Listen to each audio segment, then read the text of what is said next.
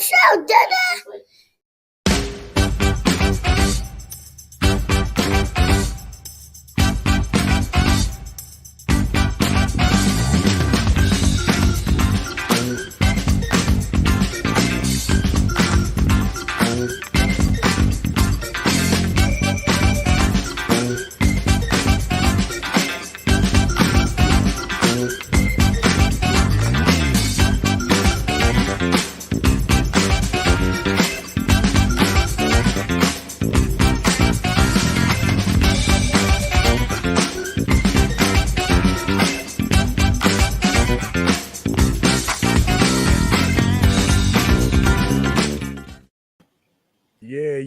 Yeah. There we go. What's going on? Love it. We out here in these streets, baby. What is going on, ladies and gentlemen? Assuming we can still call you that. That's right. Welcome everybody to the most organic conversation on the internet. Welcome to Up to It, Down to It. We are privileged and grateful to have you all here with us today, all over YouTube, all over Twitter, all over Twitch, man. We're looking forward to interacting with you guys today. So hey man, let's get right into it. Quick introduction. Y'all know me. I'm the Punisher, also known as the Great and Terrible Trey. About to have some fun tonight. I hope you guys had a great week. We're about to help you kick off your weekend. Let's get right to it. But that being said, to my right. There you go. Yeah, we did it right this time. I got it right this time. To my right, Force, Kev, talk to us, brother. What it do, good people? Hey, can y'all stop shooting fireworks? Already, we're done. Like, we're done. Stop. It's over. Stop. Like, if you didn't shoot them on the 4th, like, we kind of gave y'all a pass for the 5th. Stop shooting fireworks, please, and thank you. Now that we off that, definitely got the Destination Unknown candle burning in the background. It's smelling real good. I know we usually do, all the hard things giggity. But I did want to, y'all know I'm all about a bargain. So this, and plus this one popped out to me because, if you're from PGDC, we like always wanted to get you by making you look at this, just hold it up in a place, trying to get you to look. So when I saw that pretty much on the bottle, I was like, oh, I gotta have that. But this is the Machado. It's I'll call it a very semi sweet red. It's a little closer to the dry side, but it's got really good flavor. Pairs well with your steaks and your seafood and all of that. And good price point, $13.99 for wine. So that would be your thing. Tonight we are we're taking shots of the yak. So this is the Claude. It's a VSOP, means they got to age it for 8 years. It's just a fantastic buy at about $30. So, we're going to drink well, but we ain't going to break your pockets. And this one right here is the Ellington Reserve, comparable to your Crown Royal. Not for taking shots. It's to mix, and it mixes well. So we got a little Ellington Reserve and Coke. But we want y'all to have a good time tonight. And despite everything that's going on, I still love being black. And y'all will see why tonight. Big facts. Big facts to all of that. What up, Gwen? Shout out to you in the comments. Yeah, hey, man, listen, that was a great breakdown. I'm looking forward to getting down on some of these drinks myself. But we'll get to that in a second. Down bottom, my man, LB, King Rich, talk to us, brother. With some sound. Hold up. Oh, there we go. There we go. Take two. Here we Take go. two. We live. He's talking loud. They saying nothing.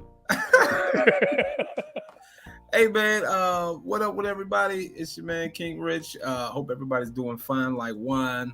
I'm gonna hit y'all with two, since we missed last Friday. I'm gonna hit y'all with two quotes. The first one is Stan. You can respect other religions and still be committed to following Jesus. Respect others' beliefs without disavowing and disrespecting your own stand. And so what that says to me is, even if you take it beyond, you can take it into other areas, right? It's like, you can believe what you believe, right? But you don't have to push what you believe on to somebody else. Just be respectful. I want everybody just to be respectful out there. I look at, the current events that's going on in today's world. And it's like, let's be understanding. Let's seek first to understand, right? And then to be understood. Let's get other people's uh give them a chance to say what they want to say and whatnot, but don't push your beliefs out on them. And then the other one is joy. All right, it says happiness is dependent on happenings. Joy is a deeper confidence that God is in control. Even if you feel unhappy, don't let anyone steal your God-given joy. What that says to me is, uh, you have all right. You have every right to feel how you want to feel. Right? Go ahead and cry if you need to cry. Go ahead and whatever it is you need to do. Right? But just remember that you got that God-given joy. And don't let anyone take it away from you. All right? Don't let anyone steal your joy. So cry if you need to cry. Be in whatever mood. Get that emotion out. But just process it. Get through it. All right? And just remember to come back to that God-given joy. Yes, sir. Love that. Love that. This man is preaching better than y'all saying amen right now. I need to see some amens in the comment section for King Rich right now, because he just said a word. Yes, as we partake in communion. Yes. Let us drink wine together. Yes. Hey, look. So while we're talking about sipping on stuff, this is a Hennessy punch. The missus grabbed it. I said, all right, cool. There we go. There go the first amen right there. We got those in the comments. Let's go. But yeah, we got the Henny punch. I ain't drank that much of it. I'm feeling it already. So, this is a good look. We're gonna be on it tonight. That being said, man, what's going on again, everybody? Let me just take a quick second. If you haven't already, hit the subscribe button. The follow button on whatever platform you are on. What's going on, Asia? Good to see you as always. But yeah, go ahead and do that. Tell your friends about us. Let them know to grab their drinks, whatever you prefer, your wine, your whiskey, your rum, your water, if that's what you do, and do that and just have some fun with us, man. We're about ready to kick it off. We're about to kick it off. I know LB Rich, you're always good for the H2O, the blessed H2O shots. Hey man, gotta stay hydrated all day. That's what she said. Ayo. All right. Anyway, so we got a lot of things going on, man. So I'm gonna let us pick topics here. So and y'all just let me know what y'all think. Did y'all watch any of these versus battles? Did y'all watch any of the versus battle? I didn't personally. So I actually just heard about them. I didn't get to see any of the versus battle. I tried, and it was god awful, so I had to go away from it. And you can tell it's getting stale. I mean, it was cool when everybody was in the house. Now they just kind of drag it, unless they have like a really big headliner. It's really gonna be hit or miss. But Ray J was babysitting while performing. You could tell like all of them are out of shape. And cold. So it was just, is that the Mario and Omicron? I mean not Omicron. My man said Omicron. He said Omicron. I heard about that one. You made him a variant. He's a COVID variant. Yeah, that was my bad. Oh, but yes, edibles are eligible. They are. I think Trey will definitely give you the thumbs up on that. But yeah, no, I think Mario was the only one who understood the assignment on the verses. He's always been a singer, so he did his thing. But yeah, outside of that, hot mess. But I still love being dry. Well, all right. Well, that's how I was gonna say. Are we up to it or down to it on that? But it sounds like we're down to it. Yeah, no, that's we can let that go by. Yeah, that's all right for that one. All right, fair enough. Look, like I said, I didn't see it, so I'm gonna defer to y'all judgment on that. I did hear though. I heard Mario represented for Baltimore though. As far as his singing ability, I hear he was the only one that could actually sing. Yeah, his nostrils were wide open that night.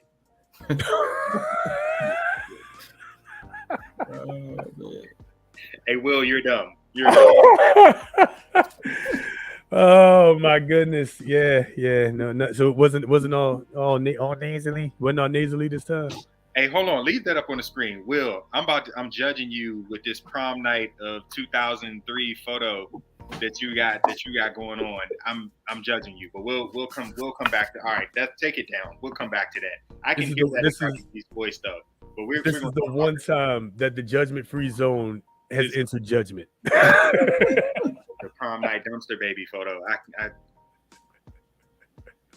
Hey man, it happens sometimes. Check your avatars. You know, you might get got on. No, I'm playing. Hey man, hey look man, he admitted it though. You know he knows what it is. Probably let's be real for a second. Who actually pays attention to your YouTube picture? Like, fair enough. You know what I mean? It ain't like it's Facebook or Twitter. You know. Fair enough. So all right, cool. So we down to it on Mario and Omicron. Yeah. Next. Yeah. All right, cool. So look, we got another subject. This is just about generally being tired while doing this thing that we call adulting, and how do we handle it? Are we? How y'all feeling? How y'all feeling? All the way in the air. Put it all. Jesus. Today was a payday. Listen. And what is payday for? But to adulting. Ooh, all right, y'all. Really warned us. Listen, everybody, get y'all glasses ready. We about to get into it, man.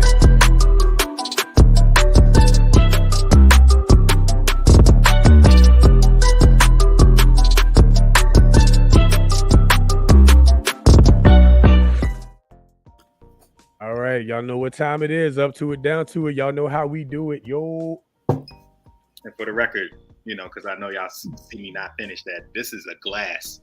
That ain't no shot glass. So, I'm taking shots, but it's a glass full. Whatever. Let's go for it. Hey, listen. We understand. We understand. Some of you absolutely are sharing our sentiments about this adulting life. First of all, can I yell at our parents real quick? Can I yell at our parents and our uncles and our aunts for not warning us that it was like this? I feel like they tried to though, but we were so stubborn. We were, when I grow up, I'm a do this, and I can't wait to move on my own so I can make my rules and blah. And they were like, all right, all right, yep. Just what? You know what though? You know what too? It was different, because. Well, I guess depending on, age difference or age, how far you're far apart from me. I'm the baby, so when my parents grew up, it was totally different. I mean, there wasn't even cell phones, so there wasn't a lot of things actually. Wasn't a lot of things, yeah. Wasn't a lot of things. What a time to be alive, man. So now that I'm thinking about it, I'm like, but still the basic things, like growing up, I can't remember them going, including me in the conversation when it came to bills, paying certain bills, and just being aware of certain things. The gas bill. I already knew about everybody. Everybody knows about the air conditioning, because you better not leave that door open. You better close that door. Don't leave them lights on either. You better not leave them lights on either, right? But I mean, it's the other things, and these days, you got like different streaming services, you cell phone bills, different. I mean, it's just a lot of bills on top of bills on top of bills. We prostituting to fill up gas tanks. Oh my gosh! Hey man, you guys show a little leg to get something in your tank right now. Listen, that's just for half a tank. You're gonna have to do something strange if you wanted to go to full. Bro, I'm trying to tell you, you're gonna have to F to get to F. But I mean, literally, the drinks have kicked in already. First shot, we want first shot in. That's how it is. But what got paid? Daycare got paid. Car note got paid. Gas, electric. Cell phone bills, which I mean, they hit you over the head. I'm like, Cricket Wireless is looking more and more attractive till I realize I ain't gonna be able to reach nobody. But listen. I almost would take the terrible service if I can pay a solid $45 a month and leave it. I just don't know. Whew. I don't know if I can make that sacrifice. I use my phone way too much. I don't. Look. I dig it, but I don't know if I could. I'm about to cut some streaming services. It's a bunch of Disney can count their days. Disney's days are numbered in this house. I don't know. You might want to hold on to Disney. Netflix though should count its days. Netflix has dropped off like Netflix can count his days too. Hulu can count his days too. There's a bunch of y'all can count your days. Listen, all of them about to count their days because listen, with you know my look with my wife's tinker garden and getting back outside and doing all that, I'm digging it. We went camping not too long ago and unplugged from everything. I'm digging it. So I already cut like two streaming services off. I'm listen, I'm hacking away. These bills about to get a real, topping. It's funny you mentioned unplugging. The family, we all went to go see my grandmother and my aunt and my uncle in upstate New York. And they live up in the mountains in upstate New York. And I literally 4.5 of my 5Gs were left at the bottom of that mountain. So I had no signal, none. Could make no. I don't know if I could make an emergency call if I was getting attacked by a coyote. I don't know if I could have actually called anybody. You couldn't even call him Jesus. I couldn't for real. I'm not. I'm not sure that the signal would have even went there. The reception was that bad. You know what I'm saying? I had to send my prayers to voicemail. So it was. But I'm gonna tell you though, but being away from all of that, just being disconnected. There was something freeing about being disconnected from everything and everybody. So in ways to cope with, and I'm gonna get to some of these comments in a second, in ways to cope with some of this tiredness, I recommend everybody seriously find some time to take time to yourself away from everything and from everybody. If you're married, spend time with your spouse. Just take some time to spend some time with your spouse. If you got kids, do that. If you ain't got none of the above, spend some time with you. You know what I'm saying? I seriously recommend that. It was so refreshing to just be disconnected from the world for 3 or 4 days. So yeah, that's what's up. But like Tristan said, what we're dealing with in this generation is definitely unprecedented. I mean, from having to hit the pandemic and just the world kind of shut down to trying to get back to something that's normal. But like people aren't wanting to go back to work. Like I think we said this before, like fast food ain't even fast no more because you don't have many workers in the fast food places. So you're sitting in drive-through lines for forever, especially because a lot of them still won't open up their insides for you to go in to get food. So like, is it still like that? Are some places still really doing that? Yeah, there are quite a few places around me that from time to time, either because they're so short staffed or just because stuff is a little wild, they will not open up their inside to patrons.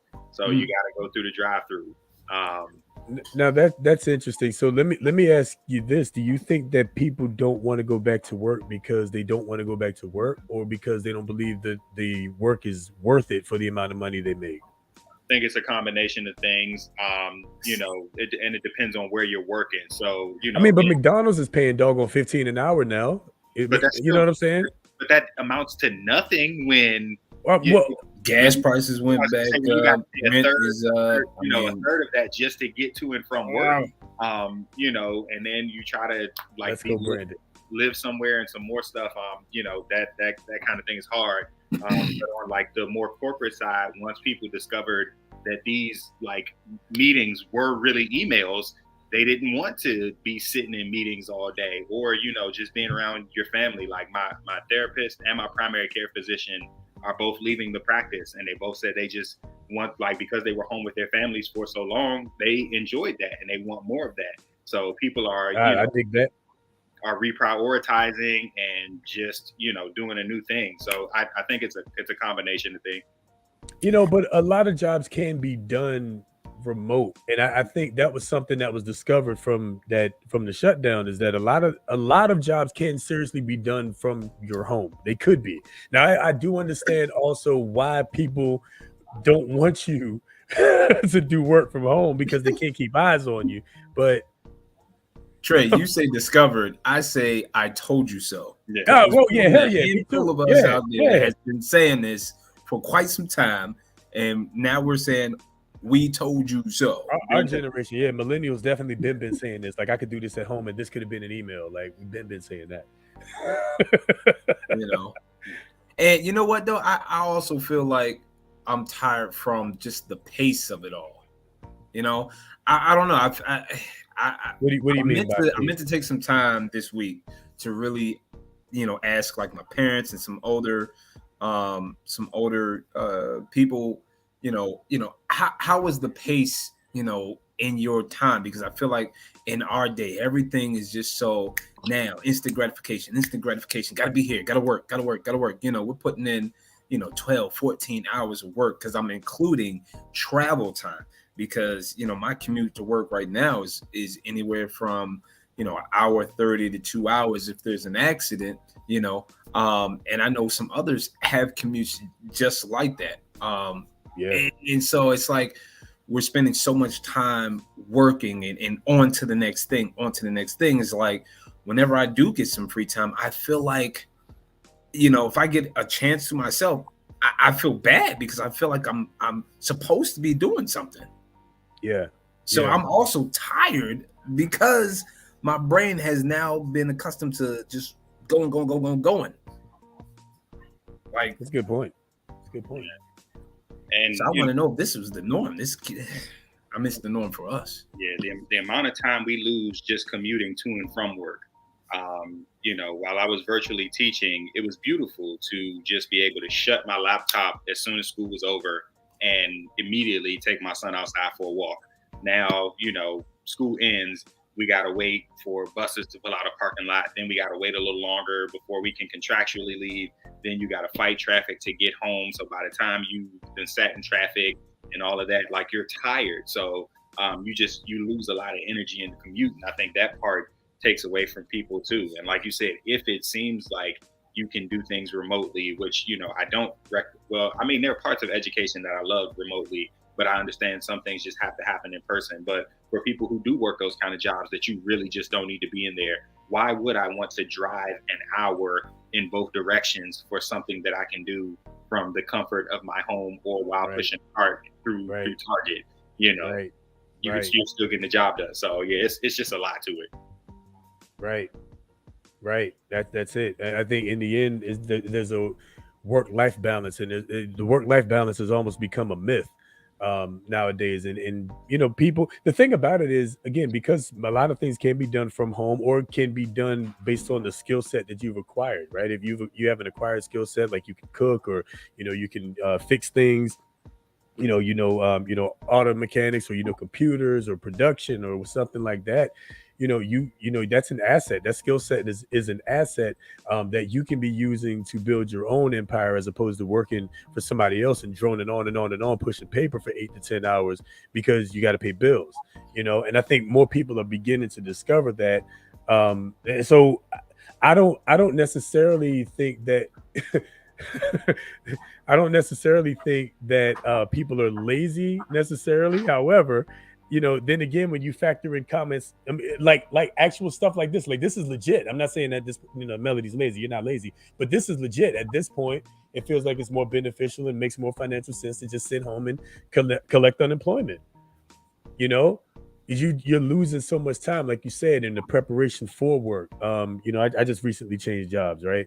The preparation for work. I was in management, so the night before prep, and then there's the early morning prep, and then there's the conference call and the emails you got to check, and it's all for 2 or 3 or 4 hours before you even get to work.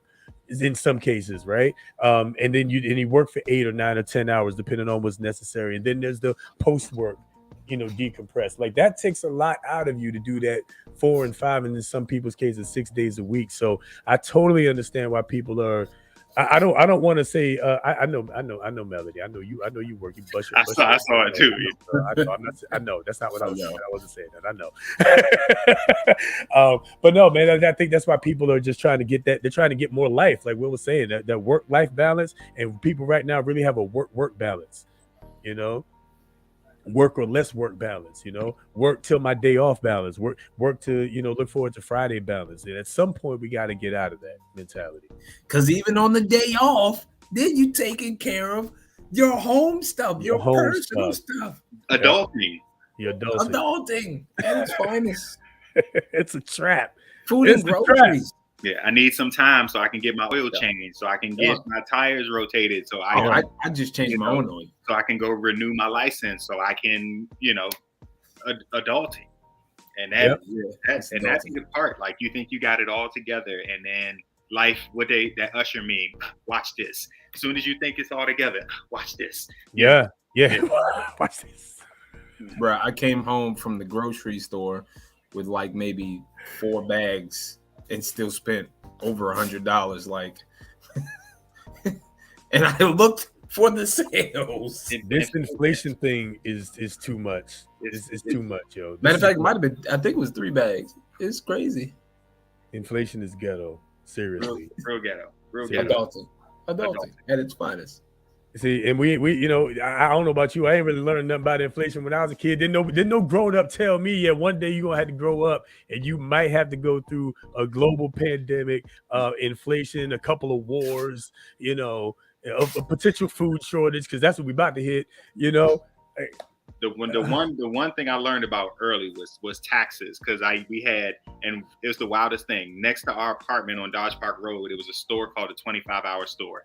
And I don't know how you get to like 25, because it's only 24 hours of the day, and the store wasn't even open 24/7. So like, whatever. But like, I used to could take a quarter and get my little Debbie snack cake, and then one day I put the snack cake on the counter, and they was like, that'll be 27 cents. And I was like, what? And so like, I literally, like, somebody had a penny on them, and I found one on the floor. But like, I saw just how fast, things change. So yeah. I dig that, but can I just say that comment right there, this right here, that's ghetto. That is not right, dog. What? It's a $1.25 tree. Yo, change the name. What are we doing? What's going on? And no, that's not the tax with it. That's what that's what they're selling it for. The dollar and change tree. This is that means inflation has gone up at bare minimum 25%, enough to hit a Dollar Tree. Wow. Cases of water are ridiculously like inflated now. Just everything. Seriously. That I'm gonna tell you, I lamented so much having to put gas in the car anywhere near New York.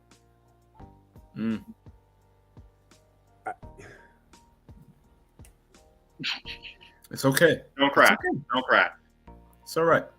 You know what hurt the most? What hurt the most? It was the lack of respect. It was the lack of respect is what hurt more. I mean, the other thing hurt too. What the gas pump clearly did back there hurt too. But the lack of respect is what hurt the most. That's what I'm offended the most by. Soon as you click it on, they click back off. Bro, it'd be like, what you no click what? Yeah. I know we got y'all drinking heavy. Y'all, it's okay. What we all hurt. Listen, we all hurt. We all are. None of us are feeling this. That 25 cents. Hey, Dollar Tree, y'all share this so somebody on Dollar Tree is Dollar Tree CEO hear this. That ain't cool. Take the quarter back. Let me make that. Is that like a thing? I don't know. That sounds better. Take the quarter back. I don't know. I stuck at hashtags. I'm not good at hashtags, and I've been drinking. Y'all got to help me out. Take the quarterback. No Deshaun Watson. No. Hey. But did he do it though? But did he do it though? We're not going there. We're not going back. That's not on the list. We're not doing that. But listen, though. I'm truly offended and hurt every single time I go to the gas pump, and here's why. To work, I drive the little car, the Toyota Corolla. There is no reason I should be putting 48 to $55 in a Toyota Corolla at all, under any circumstances. Under any circumstances, it's not okay. It ain't right. It's not right. What? It's the most ghetto thing I think I've ever witnessed. What? All right, before we actually start crying, what's next? What's next? Yeah, I'm about to say I think we off that. I think we're off that. Look, I'm tired. Adulting is tired. Adulting, it's tiresome. We're not with it.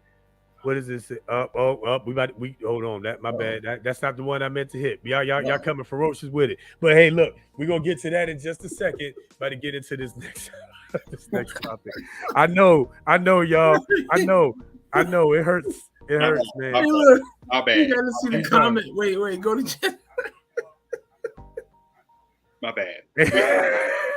We sorry. Okay. All right. I'm sorry. So check this out, y'all. You know what though? Hey, look, this is real talk though. This is real talk though. He did. I'm just saying he did. He did. Man. Let's go, Brandon. I'm just saying. All right, I'm done. I'm off. Hey. I mean, listen. I'm off it. Listen. Whoever was in office, right? I mean, something was gonna be something. Something was gonna be wrong. Was gonna be something. Because last time I checked, I don't think presidents control gas prices. Well, they do control regulation though.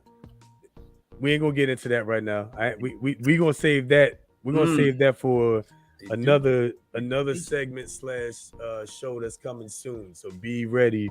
Get ready for ears to hear. It's coming. We're gonna get into more of that kind of stuff. I know y'all. I know y'all ready. I know y'all are ready. Those of you who are ready to be pissed off, get ready.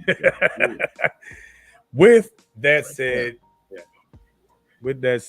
all right, here we go. We got two more things. Y'all, we trust. Let me know up to it down. You said what? Oh man, look. Go. Hey man, I'm not going that far. I'm not going that far. I'm not going that far. All right. Next. What we got next? Gas would not be $87 a gallon though if Trump were still in office, and he would have went to go get Brittany Griner too. All right, I'm done. Would he have got her? How would he? Never mind. He don't. He would have got her out of Russia before.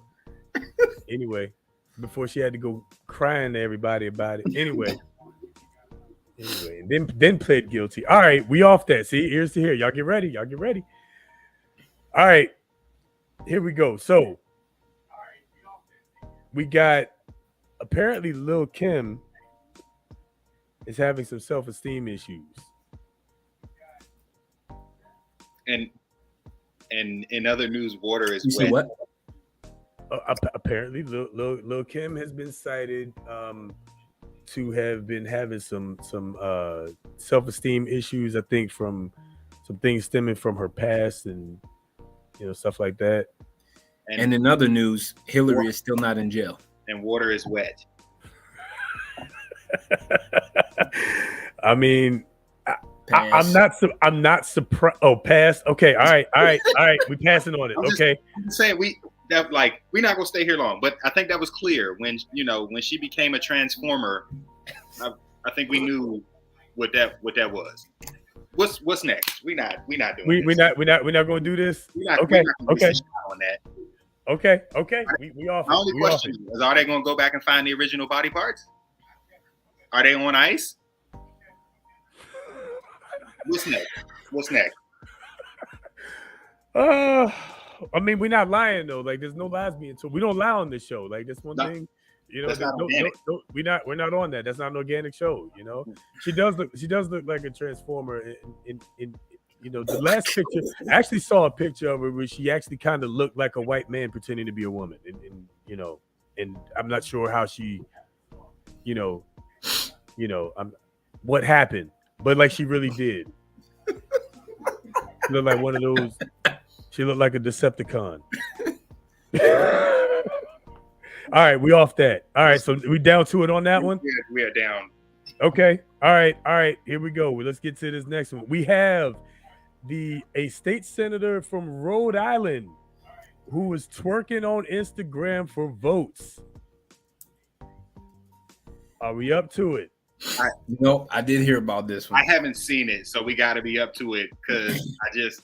And for the record, I don't care what happens. I still love being black. So I still love being black too. Every minute of it. Every minute of it. Every minute of it. Oh boy, y'all get ready. Senator.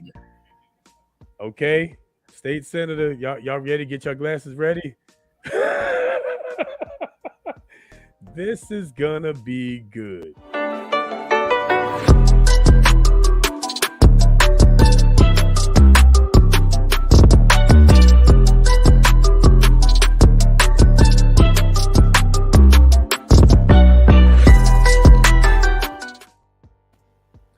Okay, so let's just get straight to it. Let's not even, waste no time. Let me make sure I got this one right. Okay, we good.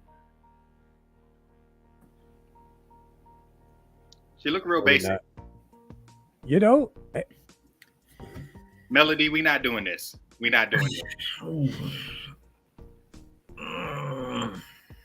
Here we go.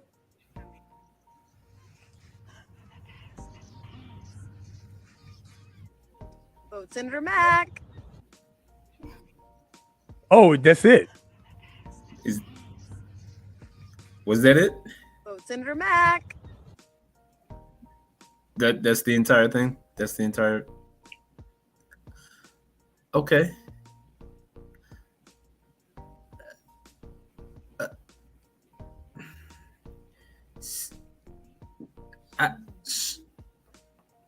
How old is she? She's senator.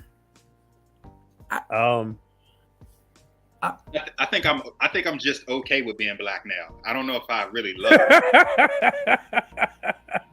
So,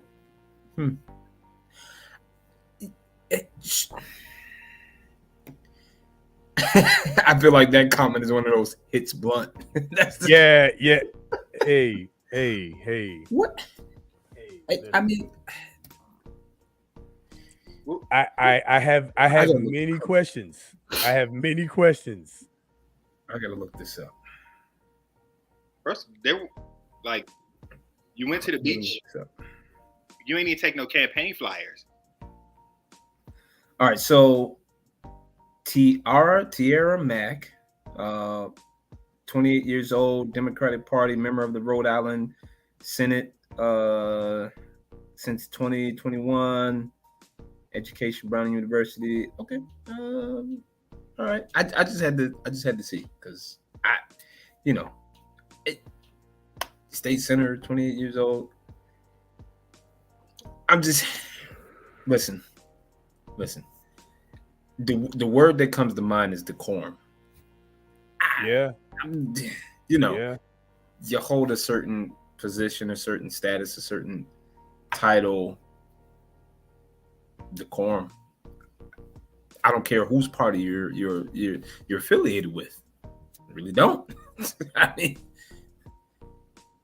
just like I hold the one person that's holding the highest office of the United States right now, just like I held the last one accountable. I'm holding all of them accountable. Was she watching P-Valley too much or something? I mean.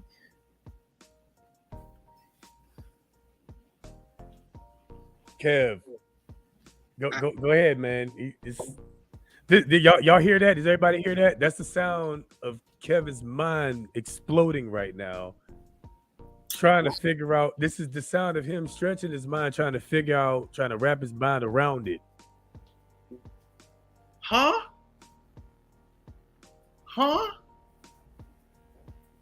Yeah. Huh? Listen. Okay, comments. I need your help. Okay, because look. I need your help because this is what I don't understand. All right, this is the part that I don't understand. As my LB said, decorum, and as foresaid, to both of those, I say, yeah, what? Who was what? Okay. At what Is it point just a new? at Oh, what wait. point does it make you think that that is okay? Like, Who's on your team? Is it a generational thing? No. You know, is it like, you know, she's trying to reach the younger audience? Who's on your team? Because like we talked about that a few episodes ago. It's like them, you know, it's like them ads that are offensive to black people, and we be asking the question like, so this passed through. Who approved this? Like it passed through all of advertisement and human resources and like editing and all that, and nobody ever said, hey, this ain't really it. Like she ain't run that idea past nobody. She ain't show that to nobody. You know, it raises so many questions. And one question that it raises to me is, what else you gonna do for my vote? Yeah, there we go. There we go. Speak on it. Speak on it. Speak on it. Speak on it. What you want my vote that bad? Yeah, listen, hell, you know, my. Wait a minute. You know, apparently, her you gonna be at the polls? polls? Her girlfriend would have a problem with that, you know. But you know, hey, maybe it should be. Maybe there's like a thing like called like gay for pay. Maybe she'll be like not gay for pay or something, or not gay for votes or something. You make coke go through my nose. That's no boy. That's probably what the hell happened when she decided to make that dang video. Had coke coming through her nose. She had coke going up the nose. That. Oh my goodness. Oh. But like, it was no constituents on the beach. Like, there's nobody in the background. So this like Apparently, she came under fire for this, and you know, in my opinion, rightfully so. You don't say. Yeah, you know, and water is still wet. Just last we checked. Apparently she came under fire for that, and let's say I got that right here. Let's go ahead and pull this up, and you know, let's see what she. I would imagine by this indignant look she has on her face that, you know, she ain't learned a damn thing. There. Okay. All right. Well, let's see. TikTok to respond to her critics and her supporters. Check it out right here.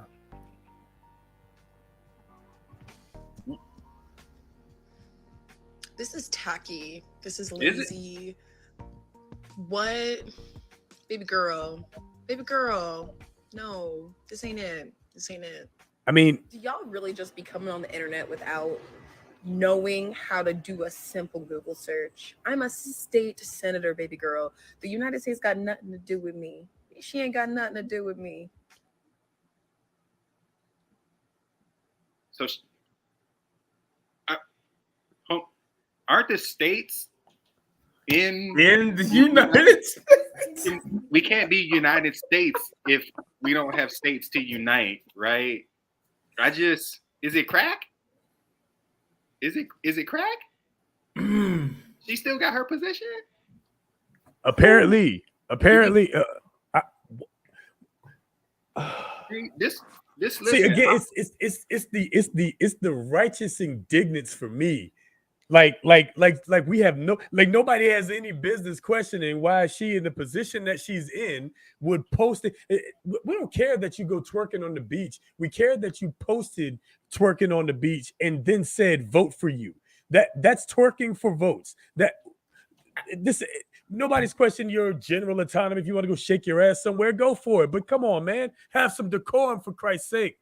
That's right along whatever God you pray to say. That's right along the lines of clapping for canned goods. I just like,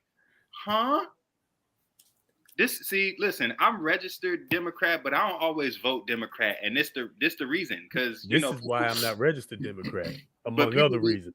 But people are dumb across, you know, all parties and even independent. People just be dumb. So that's why you got to do your research. But what? Let's see what else. Let's see. Wow. I don't know why I'm justifying this with a response, but LOL. I But literally you won are. my election 60% to 40%. Who was running I'm against looking to you? get reelected. In Rhode Island. Oh, I'm Family. sorry.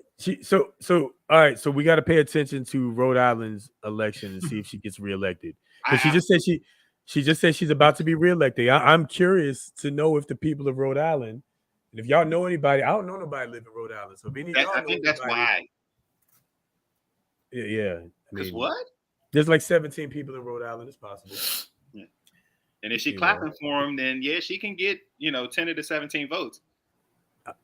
Who? Hey, man, then I guess we just have a bunch of crow to eat. Then now, wouldn't we? Wow. And I don't think here- I here's want. I don't think I my, want to see more minutes of this. yeah, we're not gonna watch all of this. We can't. Okay. Like I guess. Never mind. Maybe one or two more. I'm trying to determine which point of envy are these people mad at. Is it the Ivy League degree? Is it the sitting state senator? Is it the bodacious body? Because the hate is real and abundant. I believe. I'm sorry. I don't. So is there a love in hip hop Rhode Island that we don't know about? Is she a real Right. housewife of Rhode The Island? hate is real.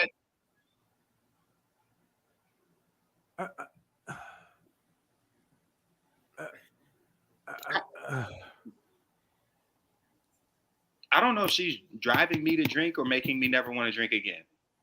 I think she's driving me to drink more. I don't. You know what? All right, last one, and then I'm gonna go look at these. I'm gonna go look at these comments in a second. Because I'm sure I see they on fire. We coming, y'all. Wow. Okay. One more. So abundant. I believe the My bad. word Go that you meant. ahead. Go ahead. No, I was just gonna say because I'm trying to look at it right from another perspective, from another angle, and it just seems like she's trying to introduce this. I'm gonna be the one to introduce this into the political realm. Twerking? Wait, what is she introducing? Twerking? Is that what we're talking about? I mean, hey, man. I don't think that's like in the same like realm as desegregating schools. I'm just, hey, listen, I'm just trying to look at it from a different perspective here, where she's just trying to, say that, it's okay to twerk for votes, or as some of these tweets say, that she has twerk for Black Girl Magic, twerk for the human right to safe housing, twerk for a Green New Deal. Why must we twerk for these things? That I mean, we're not about to act like twerking is regular dancing, like doing the fucking Running Man. You know what I'm saying? Like, which I still don't want you to do the Running Man for my vote. Like, but I, at least I could just generally laugh at that. Like, you made yourself look like a fool, like in a hilarious kind of way by doing a dance that's older than you. I could, but this is clearly. I mean that is a. I mean that is a sexual thing. Like this is introducing. I was getting ready to say this is introducing, right? That sexuality into that realm. Like, I mean, do politics need more sexuality in it than what's already going on behind closed doors? That's what I'm saying. That's what I'm saying. That's what I'm saying. Which I think that's what G Fish was saying. I mean, and I get it, but still, we like when you're like Rich. I think Rich, you said it. When you're in these high, when you're a high-ranking official, we expect better from you. Whether you're doing it or not is, that's a conscience and morals thing. But our expectation of you, just in certain positions, is that way. I mean, and I'll always refer to education because that's where I am. Teachers who are discovered to have OnlyFans pages get fired. And it's not, it's not that they can't do their job as teachers. It's we're held to a standard, and they have been. Like, several teachers have gotten fired for having OnlyFans pages. I don't blame them because you make way more on OnlyFans than you'll ever will in a classroom if you're successful at what you do. Yeah, fair enough. Pick one. But we're just held. No, I mean, why should you have to? Like, because you may love educating children, you may love the content that you teach, but you also want to have a lifestyle that doesn't cause you to live check to check. I don't think you have to like. That's But just me. why does that lifestyle have to be a sexual lifestyle though? Hey, everybody's OnlyFans isn't sexual. I'm not even trying to be funny. Some No, people, I understand that. I you know, understand that. But I'd imagine the teachers that got fired weren't ones that were doing fucking basket weaving on OnlyFans. fair. But what's wrong with what they do outside their contract hours? But did they do it in the classroom? No. You know, it's kind of like did they, you know, again, you said it, Trey. If she's twerking on the beach with her friends and whatnot on her own time, you know, and somebody catches a video, she does her own video. That's them having fun. You know, I'm not so mad. But for you to sit there and say, let me get some votes, you know, then it begs, what else you gonna do? You know, give me your votes. Like, what does that lead to? You know, at least the more it opens the door wider. It gives permission to stuff that's already being done behind closed doors to come out into light, which is, you know, doing already slowly but surely. What I'm gonna say, I'm gonna go back to this comment real quick, G Fish. And what I'm gonna say to that in response to really a lot of this stuff is that is not an excuse. Just because people did it worse or other people have done worse does not give you the permission to do also other erroneous stuff. It does, you know what I'm saying? Just because like that's what our parents say to us. Huh? Right. I'm about to say, didn't we learn this when we were kids? You know, if Johnny go jump off a bridge, are you gonna go and jump with them? Exactly. Hey man, listen, you know, hey, some people have done worse. You know, we just drank gasoline. Some people have jumped off of buildings. Like, what are we talking about? Both of them are bad. Both are dangerous. Just because somebody else did it or did worse doesn't mean it's okay to do whatever it is you're doing. You know what I'm saying? At what point? So at what point is there a standard? Right?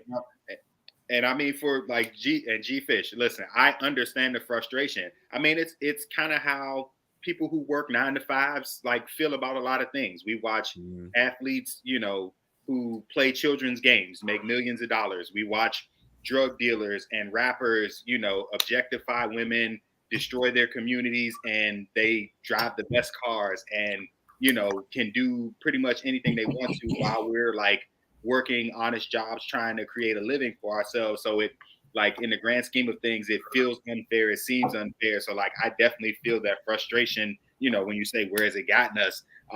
But, you know, again, we've been talking about like just morals and decorum and, you know, setting examples for our families and our children and the people who we're close to, you know. So like, I understand it. And we've been carrying that frustration for a long time, but it doesn't make it right though. No, it doesn't. And you're getting paid if you're getting paid with my tax dollars, yes, I'm gonna hold you to a standard. Exactly. These are elected officials. There are people that operate at the consent of the governed. Right. In other words, they operate at our beck and call, at our behest. That's how it's supposed to be. That is, if you know, and when it comes to you know, these rappers or the other entertainers, things of that nature, ask yourself this, right? Because they're getting all this bukus of money while teachers are scrapping, right? While other professions, you know, they're scrapping, right? Ask yourself this: how many CDs have you bought? How many concerts have you paid $100+ to go to? How many? Thank you. What are you, right? I can literally sit here and say I've never spent, you know, a dime on a CD or anything, you know, as far as related for any Jay-Z or anybody. I'm not, you know, let me not name drop, but I'm saying any of them, right?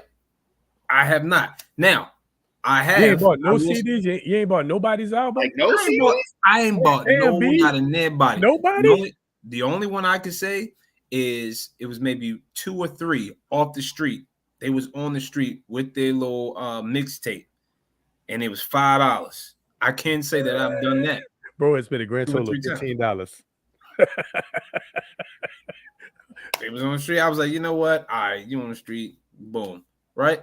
Fair enough. But other than that, no, I've not spent $300, $400 for no Beyonce, no, any of these big names. I have not done it because I see where the money is going. Now, I've bought supplies for teachers, given money to teachers. I've done all of that. I teach. I've taught kids myself with bucket drumming and step routines, different things of that nature. I've poured back into my community multiple times, but I'm not pouring into these other rappers and whatnot getting this money because I see what's happening.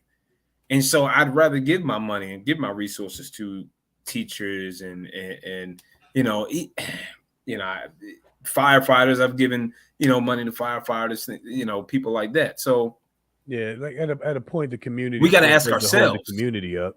We got to ask ourselves as a community. Well, where's our money? Why are they getting all the Benzes and this, that, and the third? Well, where are you putting your money? Ask yourself that. I mean, what here's what I'll say is that I think that, in my opinion, I think teachers add more value than general entertainers. However, the difference is that teachers will pay to go see the entertainers and not the other way around. And that's why that's why they get paid what they get paid. You know what I'm saying? The people, not knocking, the people in the classrooms will pay to go see the person that's singing or rapping or dancing or whatever, and the other one is not the opposite. Yeah.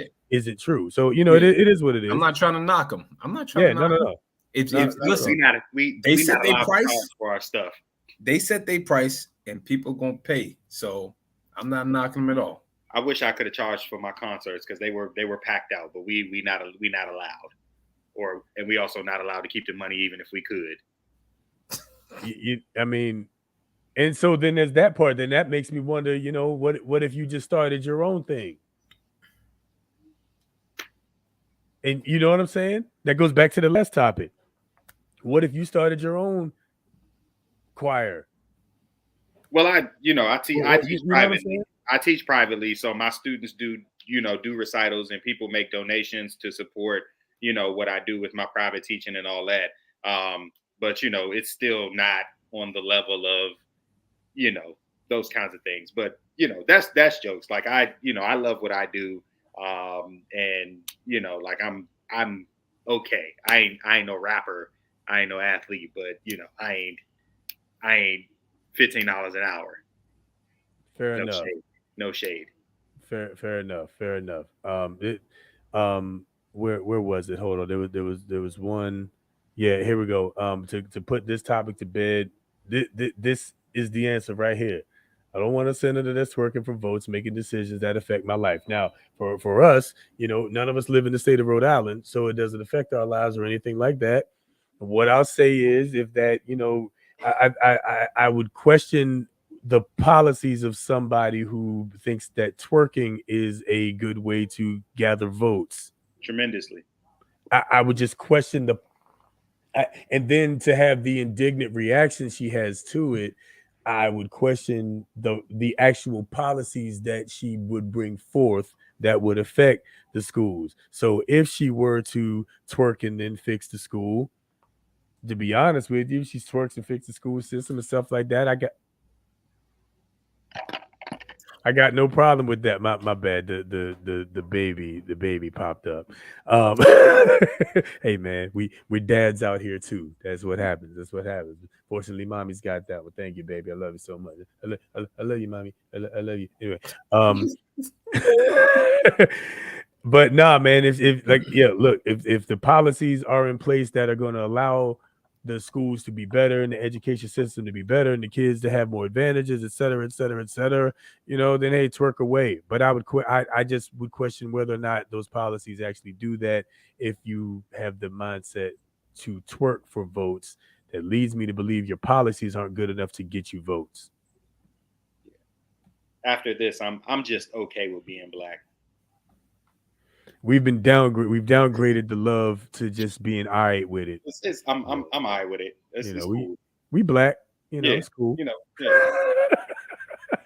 Putting it to bed. All right, that's dead. That's done. That's done. All right, here we go. We got what else we got? We got a few things here. Okay, all right. Next thing. Next order of business. Celebrity College Hill. Y'all remember the show College Hill? Yes, I remember hearing about it. I don't Please don't remember make my skin crawl.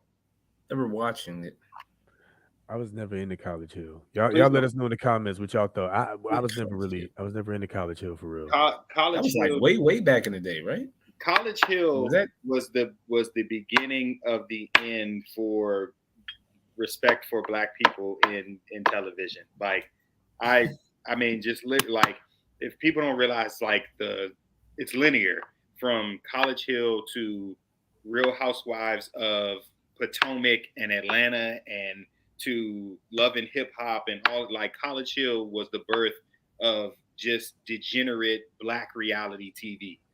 No, I'm down to it because it's all trash. And the fact that they would go to Texas Southern now and put these celebrities in there, like it's a terrible light on HBCUs. Nope, I won't do it. Well, isn't that because Meg Thee Stallion graduated from there? Like is she on the show or something like that? No, Is she she's one of not. the celebrities? No, she's not because Or she's she's not even on smarter. it? She's too smart to do some stupid stuff like that. Word. So is this show like the show that sparked like all these other like reality shows or something? Like I would absolutely say that it is.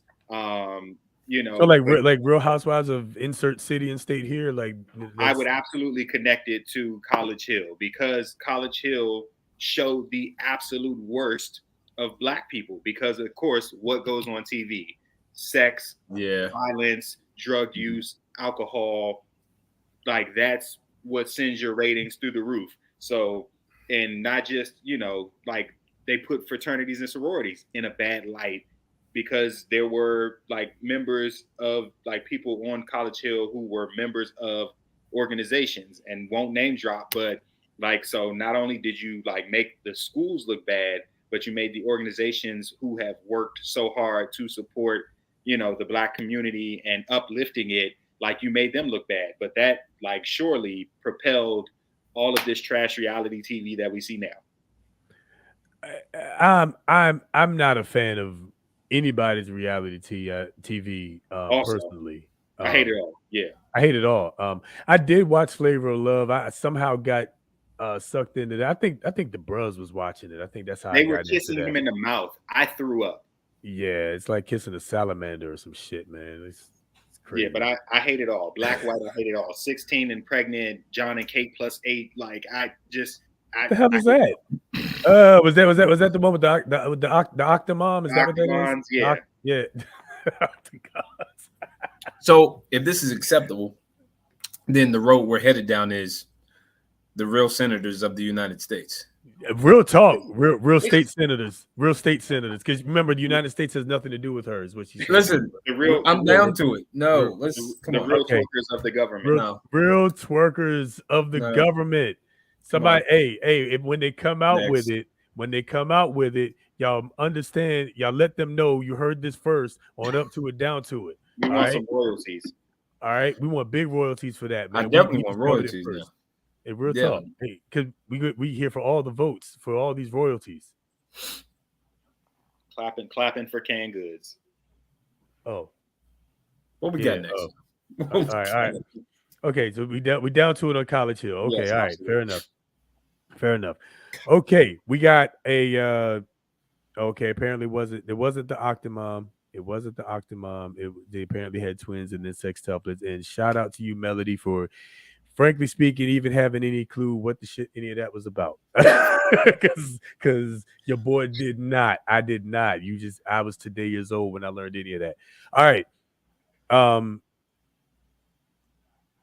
bad. We got submission is the topic. Or I guess a cater to you or no. Let me explain. I got two videos here. One with the the one young lady. I'll just say young ladies for right now. We'll go to the actual people, when we get into it, if we go up to it.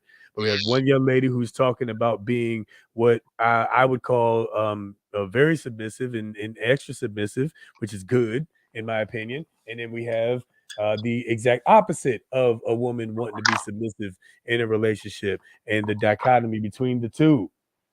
Are Let's we go. up to it Let's on go. submission? Ooh, Let's be ladies, ladies. ladies. Let's be controversial.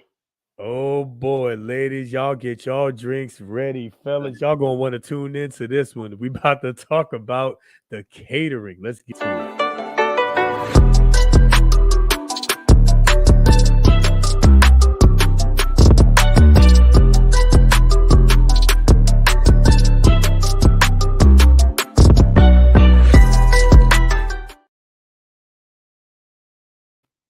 Okay. All right. So first of all, I want to go around real quick, fellas, and I want to know before we get into anything, before there's any like real context, what does submission in a relationship mean to you? And I want the ladies to hear this because oftentimes I hear from ladies is that submission means that you're subservient, you're a slave, you're uh you know uh not less than and stuff like that. So, I want to know, and whatever it is, good, bad, or indifferent, fellas, what do y'all think submission means in a relationship? Forrest, I'll start with you. Nah, don't start with me. Y'all the married ones. I'm finna sit back. I mean, I'll say my piece, but I ain't going first. Don't do All that to right, me. fair enough, fair enough. Go ahead, LB. What's your thought on submission? So, submission, as far as in the marriage, right? I look at it this way. I take it back to the Bible, and it's not a form of weakness. Is actually a form of strength, in my opinion, right? And it's a partnership, so we're both, submitting one to another, right? And we just got to know, we have to know our roles, and so we're both at a point being vulnerable. um we're both at a point, taking care of one another. So she's my wife is submitting to me. I'm submitting to her, but I'm also knowing that I lead my family. I'm the head of this family, so I'm leading.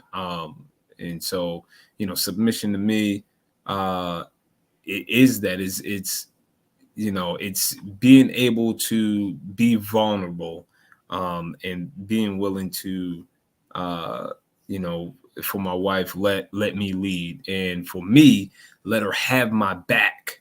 You know, some people out there, they don't have that trust factor, where you don't just let go and let somebody have your back, and so, for me, that letting go is a big deal.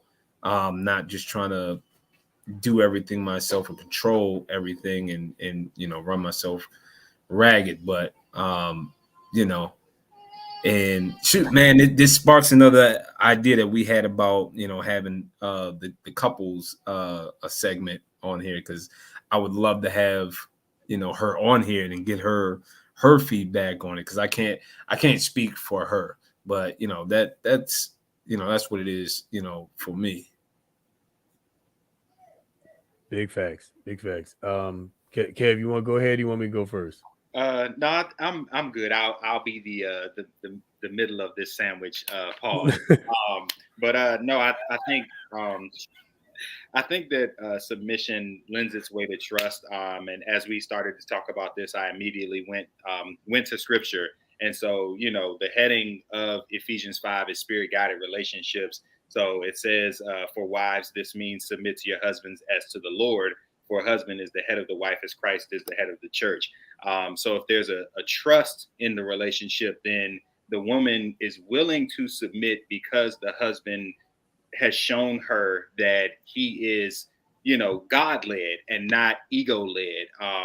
And I think that makes a big difference. Like, women are not going to feel comfortable allowing you to lead, which means they're not submissive because they don't feel like you're allowing God to lead and guide the decisions that you're making. On the other side of that, because men miss this one, for husbands, this means love your wives just as Christ loved the church. He gave up his life for her to make her holy and clean, washed by the cleansing of God's word. And so, again, there are some men, and again, they're ego led, who want to be in control of women, but that's not the way that Christ loved the church. One, we talked about free will before, but the idea is to understand that God loved us so much that he gave his son for us to atone for our mistakes. So we have the free will and autonomy to love him, understanding what he did for us. So if a man understands that, then he will, ultimately submit to God to be the right one to lead. So I think a lot of trust has to go into that in order for submission to take place.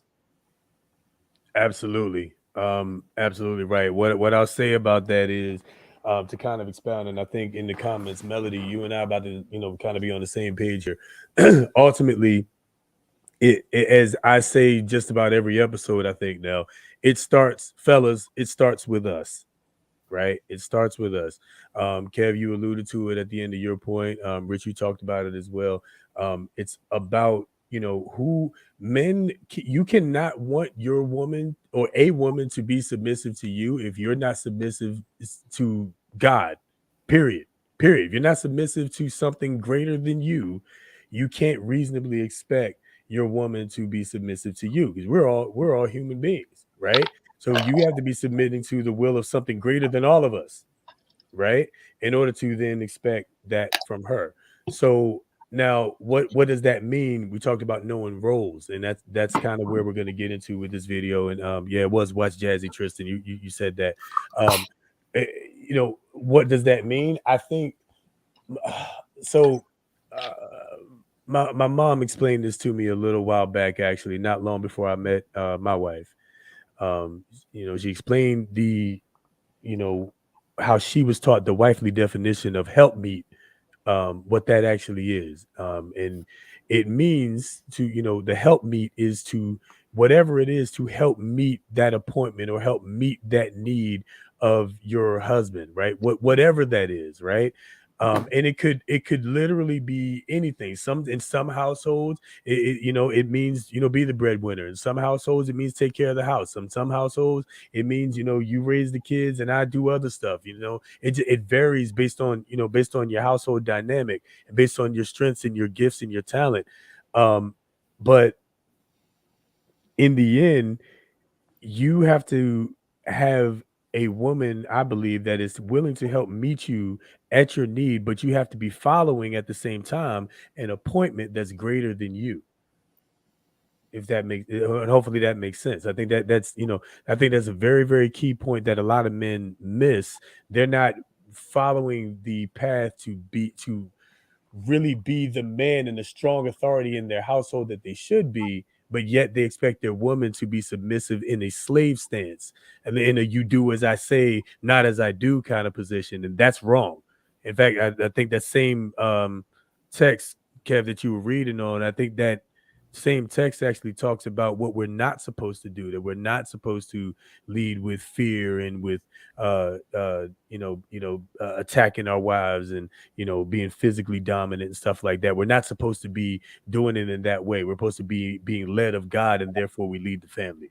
So the submission, again, and for women to be submissive, it still starts, fellas, with us. And it absolutely does not mean to be less than, because we, in different ways, Rich, you pointed this out too. In different ways, I'm submissive to my wife.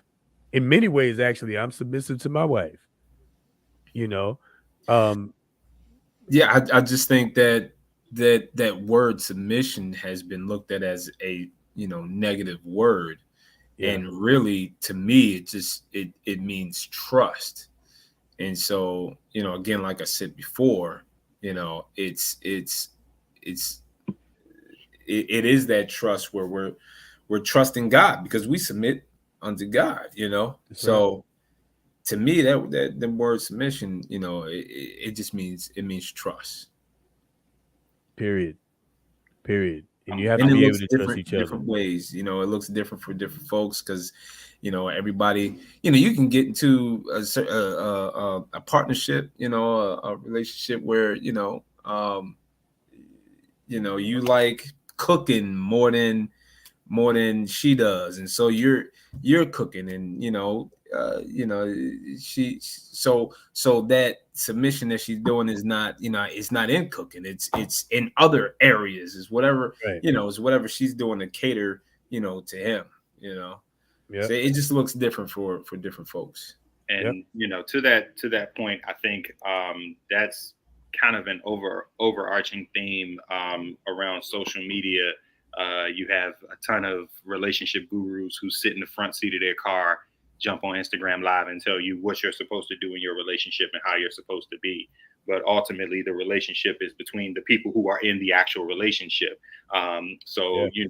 what works for Trey and Savvy is not necessarily going to work for Rich and Jess. But if you have understanding in that relationship, and Trey, I think you said this, that you understand your partner's strengths and weaknesses and vice versa. So Right. you become complements of each other, and you figure out a dynamic that works for the two of you. For some people, that means that the man takes care of all the bills and the woman, takes care of household things like cooking and cleaning. But in other relationships, that is literally a 50-50 thing. We have a schedule where these are my nights to cook and these are your nights to cook. These are my nights to handle the kids and get them ready for bed, and these are the nights that you'll take care of it. So when communication is open and free, and you're allowed to correct each other in love, because a lot of people miss that part, like, oh, That that you're not that part. you're Yeah. not supposed to tell me what to do. I'm grown. I knew who I was before I got here. So like, you can't tell me what to do. When you're stubborn, then you're not allowing yourself to become the best version of yourself, because I believe that your partner is not only going to support you, but also challenge you to bring out the best parts of you. So they're just like areas that go into that part that, again, allow us to be submissive, but we have to be vulnerable in it. Yep. Yep. Yep. Absolutely. Absolutely. There's different levels of it. I mean, but again, ultimately, the ultimate authority, in my honest opinion, now, for those households who don't believe in God, then your greater authority is whatever it is that you believe. But as for me in my house, the greater authority above me and above her is Hey, the word of hey, God, we right? gonna tell y'all So where to send y'all tithes and offerings. I'm just saying. Look, Rich, you said it in the beginning in your opening preaching, your opening message, where we brought the offering to the plate. uh, you said it then, is that listen, you can do what you want. I want to make this very, very clear that you in your house, you can do and believe whatever you want to do and believe. Understand that, especially when I'm speaking, I won't even speak for them. When I'm speaking from the perspective of somebody who is doing the best I can to be led of well, what the word of God says, right? As far as the principles, if nothing else, right? And I think ultimately the principles still fit. Pretty much the principle still fits everybody's relationship, you know but again, do what you want. But as for this household, y'all do what y'all want. We going this way. We finna So serve the Lord. Play that video, man. I'm just saying, man. Let's get to it, bro. Let's get to it. I think this like in the middle. Let's see where it's at. No volume. Okay, Of course. take two. And walk into a space that is not welcoming you. Do you think that this is controversial in some capacity? Absolutely. To some, it could be enabling. And someone told me one time, they're like, you're enabling him. And I told him how that made me feel. And he was like, of course they're going to say that. They don't have nobody doing that for them. How did it make you feel? It made me feel like maybe I am. But at the same time, that's my love. So if you don't understand it,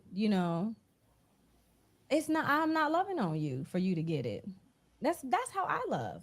And whoever I love is going to get that benefit. Relationships and submission and being submissive is like, it's like an 8 count. Know that dance. You better know that 5, 6, 7, 8. 1, dishes clean. 2, laundry. 3, whatever. Like whatever that is to you, own what that is. I can only say what it is to me. But if you have a long day and you fight in the world, you will never come back and fight me. You will never come back and walk into a space that is not welcoming you. Do you think that this is controversial in some capacity? Absolutely. To some, it could be enabling. And some. All right, cool. We're back at the beginning of that. All right, cool. Yeah. But I think, one, she gave that disclaimer that's her thing. And people miss that message because they get caught up in the, oh my God, I would never pack a man's lunch. I would never unpack his bags when he gets home. I would never, like, you start immediately talking about all the things that you won't do. You miss her saying that these are the things that she's willing to do, which again goes to the nature of your relationship. It's not going to be what it is for her. It should be what it is for you. What I would say though is there should be some level of sacrifice and understanding to that relationship. If like if your husband or your boyfriend, your man, your woman, whatever, if they are, like she said, out there like fighting the world, battling to make sure bills are paid and make sure that you're living a comfortable life, why then should they have to come home and fight with you? And like, that's not to say that important issues don't get discussed, and that's not to say that your feelings and wants and needs get pushed to the side. But if you have a full plate already, why can't our discussions be softer? Why can't they happen at a time that's a little bit better? Why, why can't there be some things that are done to help me meet like my needs before we get into some other things? If you know that I work all day, so like, why then do I have to come home and still cook dinner if you've been home? Like, if you had the day off that day, why are you waiting for me to come home and cook dinner? Like, that's something that you could have taken care of. Like, be considerate of your partner and their needs. And I would imagine that if your relationship is reciprocated, that your partner would do the exact same for you. Babe, I know that you've been stressed out about X, Y, and Z that's going on. So don't worry about the kids tonight. I'm going to make sure that they're bathed and taken care of. I got the storage. You go lay down and get some rest. Like, what do you need right now? Like, understanding your partner's needs, paying attention to them, understanding their love languages. Like, this is a receptive partner. And so, like, I think we can be that. So I don't think she was wrong for anything that she said. She made it clear that's the way that she loves. But it's a perspective that we all should have for our partners. Like, what does my partner need? I'm in this because I want to meet their needs. Like, I'm not going to be selfish in that regard. Yeah. Yeah, buddy. Yep. Go ahead, Rich. My fault. Getting my camera back on here. Yeah, what I was going to say was what it says to me is that, she is taking all the risk. She is taking down the walls and she is doing her. She's loving the way that she loves, because if this is truly what it's going to be, then, she's not going to hold back. She's going to show this is how I love. And, she's going to expect, what she expects back, her standard. And so I love it. I love how she said, know that dance. I was like, oh, you hit it right on the nail on the head with that one. Because you got to know that dance. You got to study your partner. You got to pick up on different things. And yes, it's going to be different for other people. I'm not saying that you should fake it. Don't go out here and try to be like her and try to do all these things if that's not you. And so what I'm saying is, what I picked up from her is, you're taking down that wall, and you're truly loving the way that you love, unapologetically. And that's the way you love. And Kev, you said you mentioned the love languages. That's key there. You got to know your love languages, know it for yourself, and then learn what your partner's love languages are, because that's huge. It's a huge part of the relationship. Because once you get that down, then it takes the relationship to a whole nother level. Once you operate under knowing each other's love language. And so just some of the comments. And Tristan said, most good men, when you ask what they desire from their woman, it's one word: peace. And I think peace goes a long way. Like, I, not even trying to be funny, I don't know a lot of men who ask for a lot of things. Like, men in general are not. We're not. What's the word I'm looking for? We're not. We're not things people. We're like, it's not tangible stuff. It's, I don't even think we like to ask for things. Like, we would rather do it ourselves. So, like, it's really like being in tune with your partner. Babe, you've literally, like, you're always the one who drives. You're always the one who works on this. You're always the one who fixes this. You're all like, tonight I'm going to just make you a dinner. You sit and relax, don't do nothing. Like, understanding that your partner, like, your man needs that at that time. Because again, there we go. We're not materialistic. It's not about the tangible for us. So just to have a moment of peace, like, you've been working hard, just relax yourself. I'm not going to ask you for anything, because sometimes, and I love our women, but and we talk about this all the time. Like, my free time does not necessarily mean I'm available, because it's rare that we just have a moment to be free. So, like, if I don't have to do anything, don't give me stuff to do just because I don't have anything to do. I need that little bit of time, because the world is constantly calling for me to do something. So again, it is, just being in tune with your partner, understanding their needs, listening to the things that they don't say, which is it's body language. Like, and if you spend enough time around a person, you can tell when something is off with them, because we have routines that we normally follow. So when you start to deviate from that, why are they like this? What do I notice that's different? How can I, like, talk to them about what's happening, and be in tune with them? Like, you really, like you said, as and we've been saying, as you learn your partner's love languages, like, you'll be in tune with what's going on with them. Yeah. Like, I encourage you, if you have not, figured out your love languages, take your a love test. language, take it. Go Google it, whatever. They got books out. Go take a test. Go get it done. Encourage your partner to do it, because it's a huge benefit. Huge benefit. Yeah. And sometimes we think we're one thing, or we think it, like, we're dominant in one area, but those kinds of tests will show you, you may have two that are, like, sitting up at the top, or you might have a balance of the things that you need. And that makes a difference, because, we, like, in our selfish nature, which is, it's just a human trait, we'll operate out of what we want for ourselves. So, like, if I'm the type who likes to receive gifts, I may love you by giving you gifts.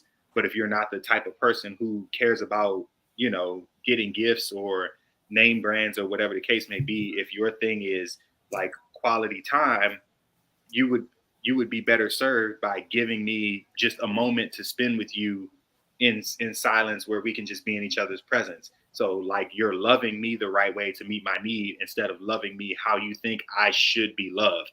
And those are not the same thing. Yeah. We can't confuse it. We can't confuse, all right, I figured out what my love language is. So that means I need to, push that onto my partner. And it's like, nah, you got to learn your partner's love language. Because if if I love getting gifts, that doesn't necessarily mean my partner, loves getting gifts as well. So you got to figure that out. And it's like Jamal said down here, communication is key. It is. Communication is key. Without it, all things will fail. It is the art of. Nah. We back on. Shout out to all the Greeks. Shout out. We back on live, but listening is the most important part of it. It is, man. Communication is definitely key, man. Yeah, and just again, while we try to figure out what's happening with Trey, and two, as we've seen some new names and faces in the comments, y'all make sure y'all like, subscribe, share with friends. We definitely What up, Jay? Appreciate you all being ready. here. Elise, sis, I seen you on, and you all, like, your comments and all of that, they power what it is that we doing. Otherwise, we just here talking to ourselves. So we appreciate y'all being here. And hopefully Trey will be able to get it up. I think he's not. Well, pause. All right. Yeah, see, because technically I'm here. I'm not visible. I'm here though. And getting it up is not a problem. I just want to throw that out there one more time. Yeah, that's right. Yeah. Y'all weren't ready for this. The more we drink, the more we drink. Comments that pop up. The comments that pop up, all of that. Yeah, I was seeing them. That's why I was like, I know he's still got to. I know he's still got to be here. Yeah. So that the other video is like the extreme opposite of what we just saw. And I think we should see that so that we can get into the diatribe. So Trey, if you got that queued up, go ahead and make it do what it do. Yeah, my bad. Pause. Pause. Told y'all, the more we drink, the worse or better this show gets, depending on what side of the spectrum you're on. Yeah, I'm gonna say better. It's better if you ask me. All right, let's keep your gender fluids to yourselves. Yeah, man, that's all on you. We ain't on that committee, man. Again, as for me in my house, boys are still boys. Anyway. I think this is even funnier because we can't see you.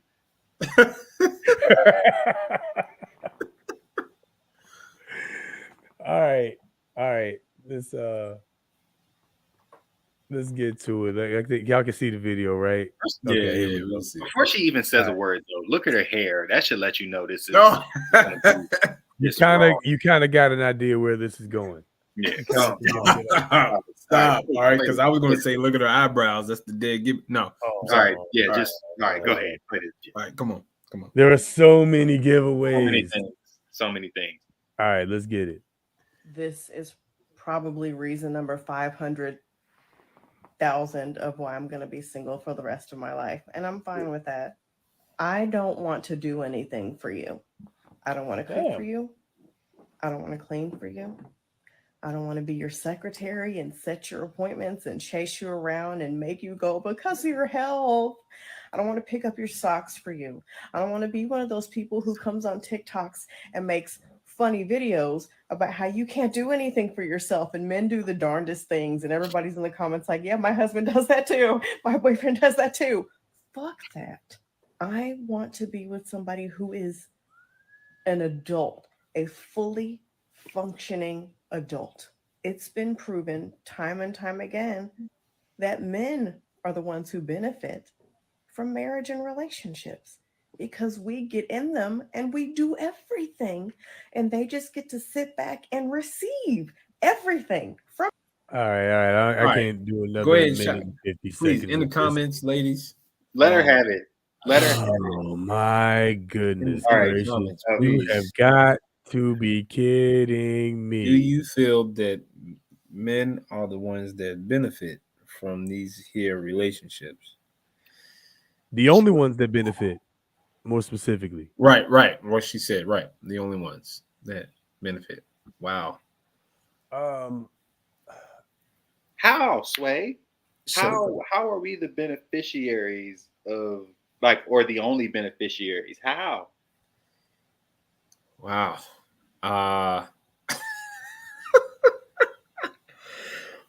Tell me she was just doing this for tomatoes. Yeah. Tomatoes. Just food, tomatoes. It wasn't for bananas. It was Okay. Yeah. What? I think that's the clearest part, that she knows she'll be single forever. And she said, reason number 500,000. You know what? And at Let's least she recognized that's the first step. let's just start with the first 500 reasons being aesthetic things. She That recognized it. is the why you'll be single forever. She But like, recognized it. You I don't mean, want to pick up my sock? yeah, it's so extreme that, like, and again, because things just happen around the house. So again, you come in from a long day, first thing you want to do, kick off your shoes, relax your feet. So what if the shoes didn't make it to the shoe rack by the door? Like, it's the worst thing in the world for you to just put a shoe on a shoe rack. Like, so you're perfect now. Like, you don't make a mistake. You've never I forgotten don't to touch socks. like I don't never touch. forgotten to wash a dish. You don't, like, your none of your laundry has ever hit a floor. Like, I what? That just screams, did somebody hurt you, boo? Like, who That hurt just you? screams that to me. Who Sis, hurt you? let's talk about it. Who hurt you? Come on. Who hurt you? Come on, let's talk about this. You Who know, hurt you? What you got what catfish. bad situation did you have? He promised you, the best night of your life, and it only lasted 3 minutes. What happened? Where did we go wrong? Oh, yeah. I But like, Yeah. this is, like this, I think this is an example of the extreme opposite. Like, we went from a woman who's willing to almost do whatever it takes to make sure that her man is satisfied, to a woman who literally don't care how you feel. She ain't gonna do nothing to make you happy. Which, again, going back to that submissive piece, that trust piece, that relationship piece. Like, you're like, what purpose do you serve? So she wants. It sounds like she wants an agreement or some type of transactional deal. Like, it doesn't sound like a relationship. It sounds like a business deal of some sort. I don't know. It's That totally a business deal. It's totally a business deal. I'm back in this bit like I never left. wow. Glad There he is. glad to have you back. No, Man, like, There he so, is. so what did I miss? No. but I mean, like, it genuinely makes me wonder, one, not just what her past relationships have looked like, but also what her friendships look like and what her dynamic with her family looks like. Because, your family and your friendships happen before your actual relationships. You live in a house with your parents, and you see what their relationship looks like. Or even if it wasn't them, you still have a relationship with whoever the adult is in your house as you grow up. So, like, that relationship powers how you operate with people. And then as you matriculate through school, you're like developing friendships and relationships. So naturally in your friendships, there's sacrifice and give and take and all of that. So did you only hang around people who borrowed $1 from you all the time and never, like, paid you back, or never let you have a stick of gum even though they had a fresh pack in their pocket? Like, I think there's a deep history of hurt, that exists with her. But, like, I don't think it's just a relationship thing. I think that's her friendships. I think her family dynamic is probably a little off. I'd imagine she doesn't. I'd imagine she doesn't have a relationship with her father too Her well. her I'd almost decision be willing to making. bet money she doesn't have a good relationship with her father. Her decision making is off because she said she knows she's going to be single forever, and then turns around she wants to be with an adult. Right. So there's no male out there in this world that is an adult. She got to have adult eyebrows first. I'm sorry, we weren't supposed to go back there. My bad. And grown up hairdos. I'm just saying, like, she knows she's going to be single forever. Hot combs work. But then she turns around and said, "Oh, but I want an adult."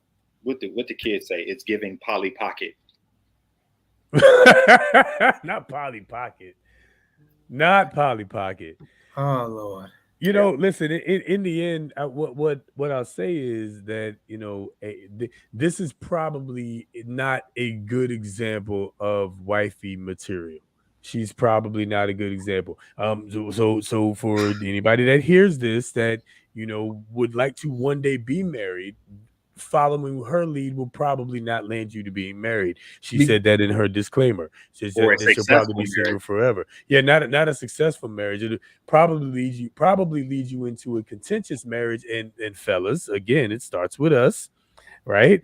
Fellas, it's better to be in a lion's den than in a house with a contentious woman. You're gonna walk That's- on eggshells around this woman. Anything can trigger her. Period. Everything probably will trigger her. Because it already is. Everything probably will, because again, she's Your triggered socks. by Your us, and socks. we've never met Your her before. socks. Your socks. I can't believe you. I can't believe you. Is that It absolutely. Destination Unknown? Destination Unknown, warm embrace. Embrace. Let it burn for a couple hours. It just blew it out. That smell in here is beautiful. Y'all go check out Destination Unknown on IG. Yeah, DU Candle at DU Candle. Yep. She gonna need somebody more than just rich.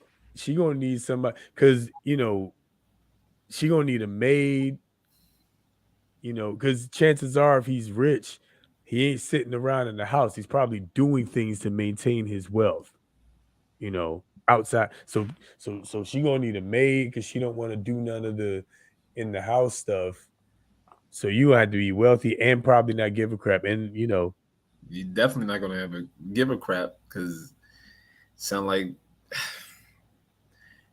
she gonna have her own little side piece. You better provide a side piece for her. She gonna want something that just comes and goes. And he probably gonna have a side piece or 5. oh, he's gonna have plenty. She probably will be the side piece forever. That part. I'll She'll be just be single an forever. in-home, Yeah, you'll be in-home the side side piece. piece. Oh man, In-home and this side this piece. is kind of off of where we are right now, but I want to go back to it. I think Marcus Clark talking about women's experiences and was saying that, and this was probably for Watch Jazzy, just based on the time that it happened. There are some men out here that don't reciprocate anything in a relationship, and I think that part, which ties into where we are now, probably is why she feels the way that she does. One of the wildest stories that I heard was there was a married couple, and the woman literally decided to divorce her husband because, like, for, I want to say that if they were married for like 30, 40 years, like 39 of the 40 years, she was the one who did like all of the shopping to make sure groceries are in the house or whatever. Like, even though it was their money, she was the grocery shopper, put everything in the house. This one time, the husband went out to get groceries, and he didn't like get her favorite snack. It doesn't seem like a big thing, but like every time she went out, she always made sure that he had everything that he loved and everything that he wanted. And then when he went out, he didn't like consider what she likes and what she wanted. And I think that's like a magnitude like kind of thing, small scale, but like speaks volumes that one, don't pay attention to your woman's needs, but also don't reciprocate the kind of energy that goes into like the person that you're with. All right. I'm gonna challenge that real quick. Dun dun dun. What are the sound effects? I gotta get some sound effects. I'm gonna get us some sound effects. Yeah, 'cause it's not a man one. It's a Yeah, you need a different. You need to dun dun dun dun. I need that one. That's something like that. Dun, Dun dun dun, dun. dun. Yeah. I got a challenge on the table. Dun dun dun. I need something like that. Yeah. She went shopping for him for the last 39 years to get like groceries and things of that nature, right? I assume this is one time that he went. Could it be not that he wasn't thinking about her so much that he was just thinking about not messing up what he went to the store to get, considering that's not over the last 39 years something he's accustomed to doing? It absolutely could be. I would never argue that. And I'm not trying to make an excuse. I'm just saying, Yeah. like, but like No, I get it. 39 years is it's longer than any of us have been alive, right? I don't turn 39 till September, so that's Let me early. go It's through these longer than any of comments. us have been alive. Let me go through these comments and check on some people. Yeah, now I think Okay, any of us have been alive. Might be a couple people in the comments, might be a little past that, but that's all good. We love y'all too. 'Cause, we almost there. If that 39 years is a long time to not do something, and so then to have to do it or to go and do it for whatever reason he did it, I don't know the story. Could it be not that he wasn't thinking about her so much that he was thinking about the mission? because I know because the way men are wired in general, right? We got a mission objective, right? We got to complete the mission, no fails. We got to do this the right way, right? So it's great. It's an additional gesture if you know you're able to grab some extra stuff. Or of course, I grab some extra things for my wife and vice versa. I- you know, but I'm also in the practice of doing that. If she did all of the shopping all the time, 100% of the time, I for 39 years, I might be out of practice too. I might not remember to grab Swedish fish. Hey man, that was No, scarily good timing actually. I might not remember the Swedish fish, and then that because that's basically how I feel that would happen to me. So and no, and so like, and to your point, and what Jamal just said, like, and just challenging the challenge. So we're just asking hypothetical questions yeah. here.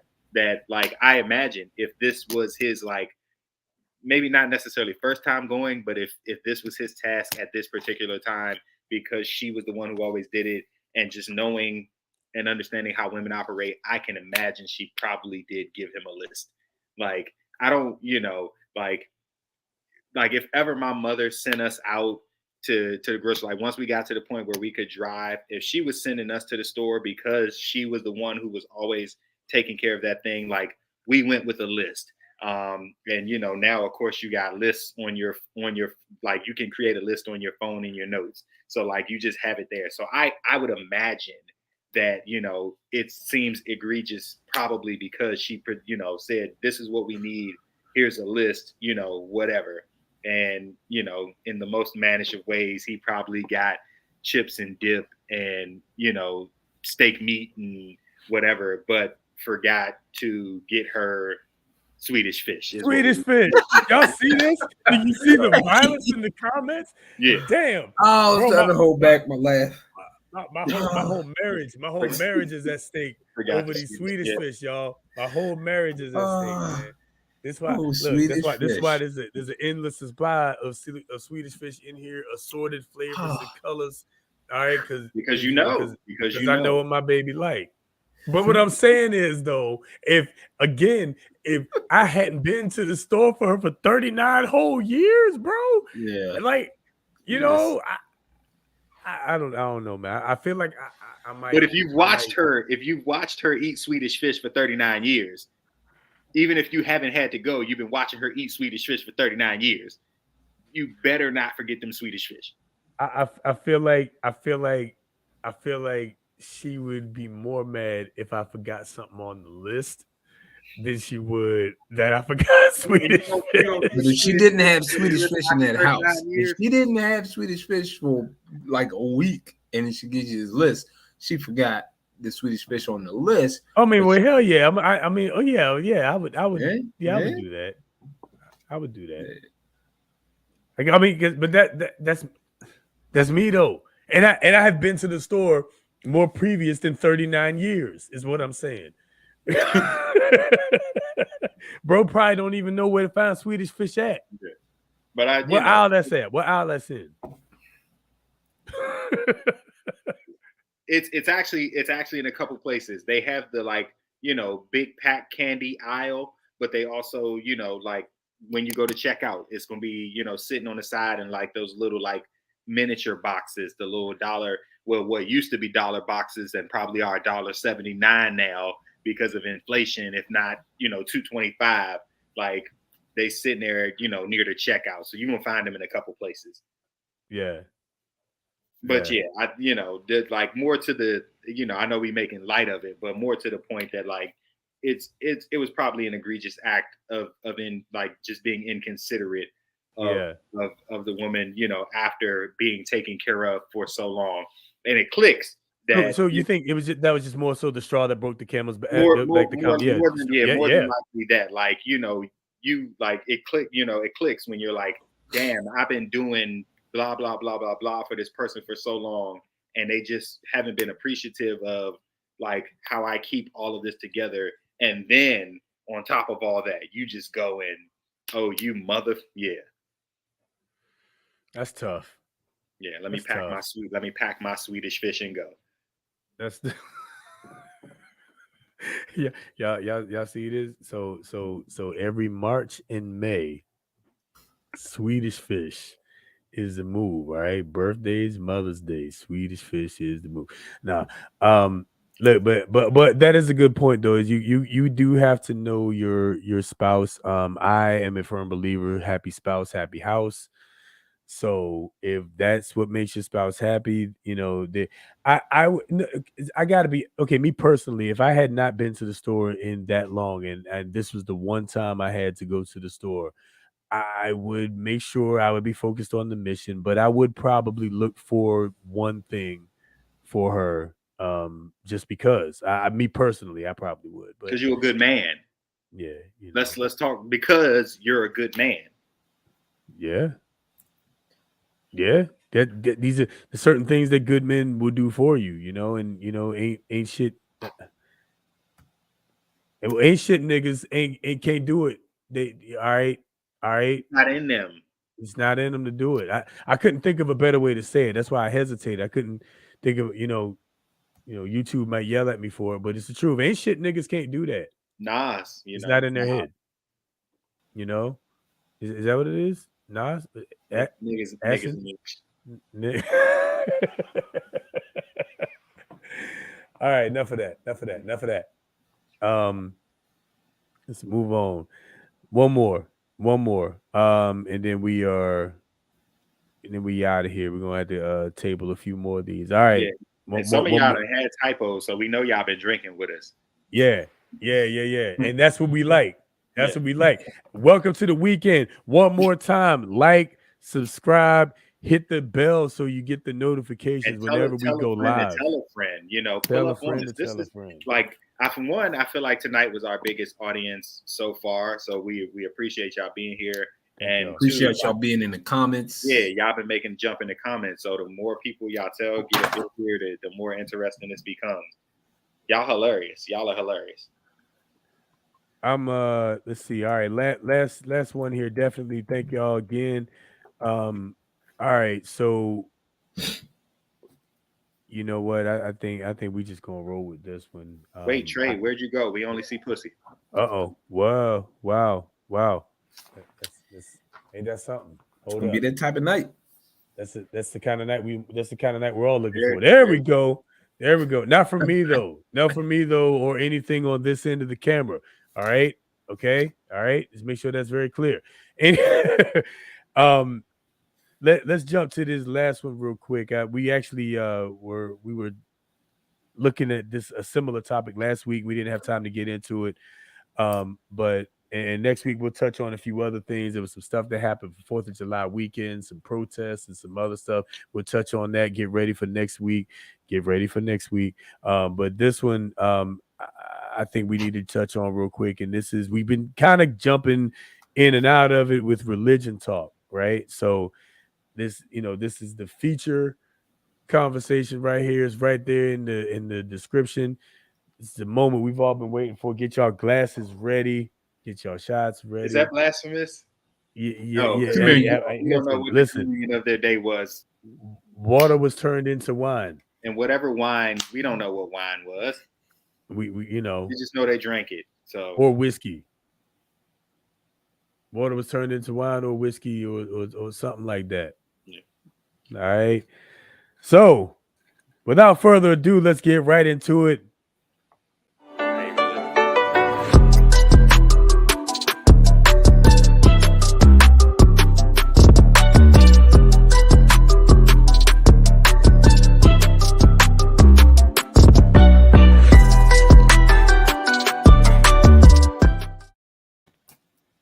All right. For the sake of context, let me first say again, disclaimer. You can believe whatever you want to believe. All right. This ain't that kind of conversation. Not yet anyway. This ain't that. You can believe whatever it is that you want to believe. But as I said earlier, as for me and my house, we serve the Lord. We're going to get into the word. That's just what it is. Hallelujah. Thank you. All right. Now, with that said, so I didn't know when we talked about this particular subject from this particular person. I did not know that he was going to then essentially have a repentance sermon.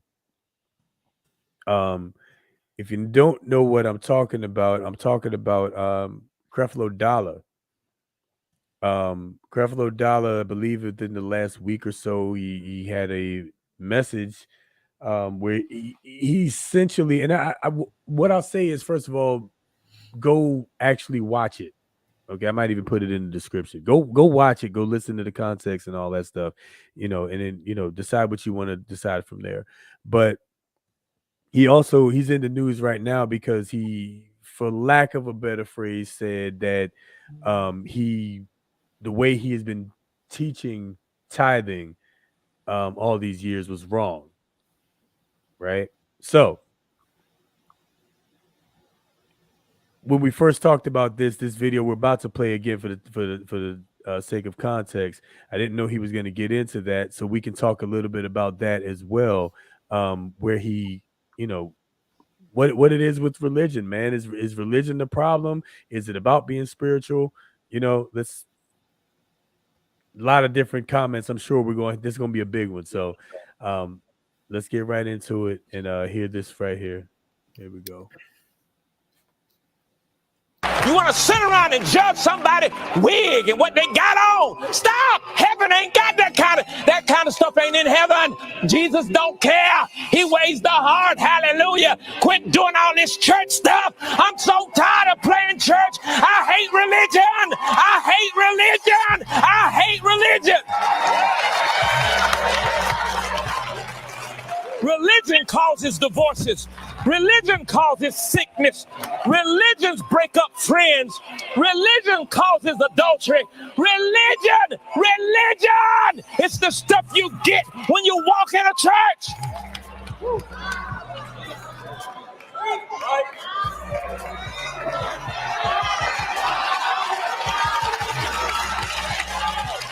Come boldly to the throne of grace. Okay, all right. I promise I didn't mean to freeze it with his face like that. Mouth wide open. That giggity. That was not the plan. That wasn't okay. I'm gonna just go ahead and get it off the screen. All right. So I think that's an interesting point he brought up. What we talk about church hurt often. A few weeks back we talked about that. I know you shared a little bit of your story behind church hurt. A lot of that is based on religious, quote unquote, religious practices and beliefs and stuff like that. What's your take on what you just saw? I'm so like I always like to preface stuff with this is a snippet of his sermon. And so I often think back, and I can't think of the pastor's name. He pretty much got exiled out of here because he was sleeping, I feel like, with underage girls at the church, but he's in Atlanta now.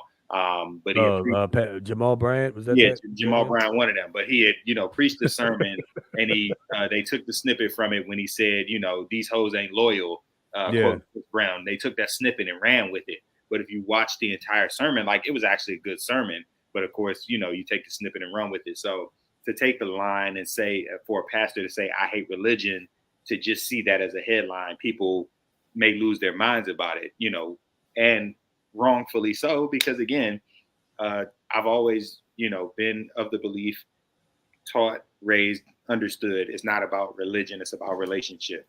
We want to have a relationship with Christ and not follow necessarily a religion. First of all, Jesus was a Jew. Right. So we're gonna begin there. So if we're followers of Christ, we are considered Christians who subscribe to Christianity. But our relationship, the ultimate relationship is with Christ.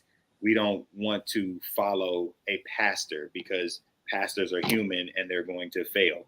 We don't want to follow a church because the church is a building and it's not Christ. So a lot of people get led in the wrong direction because they'll only go to a church because they just love that church, or they'll only listen to a pastor because they love that pastor. Granted, the pastor who shepherds you should be a good leader, good person, but Right. the pastor can't get you into heaven. The pastor can't keep you out of hell.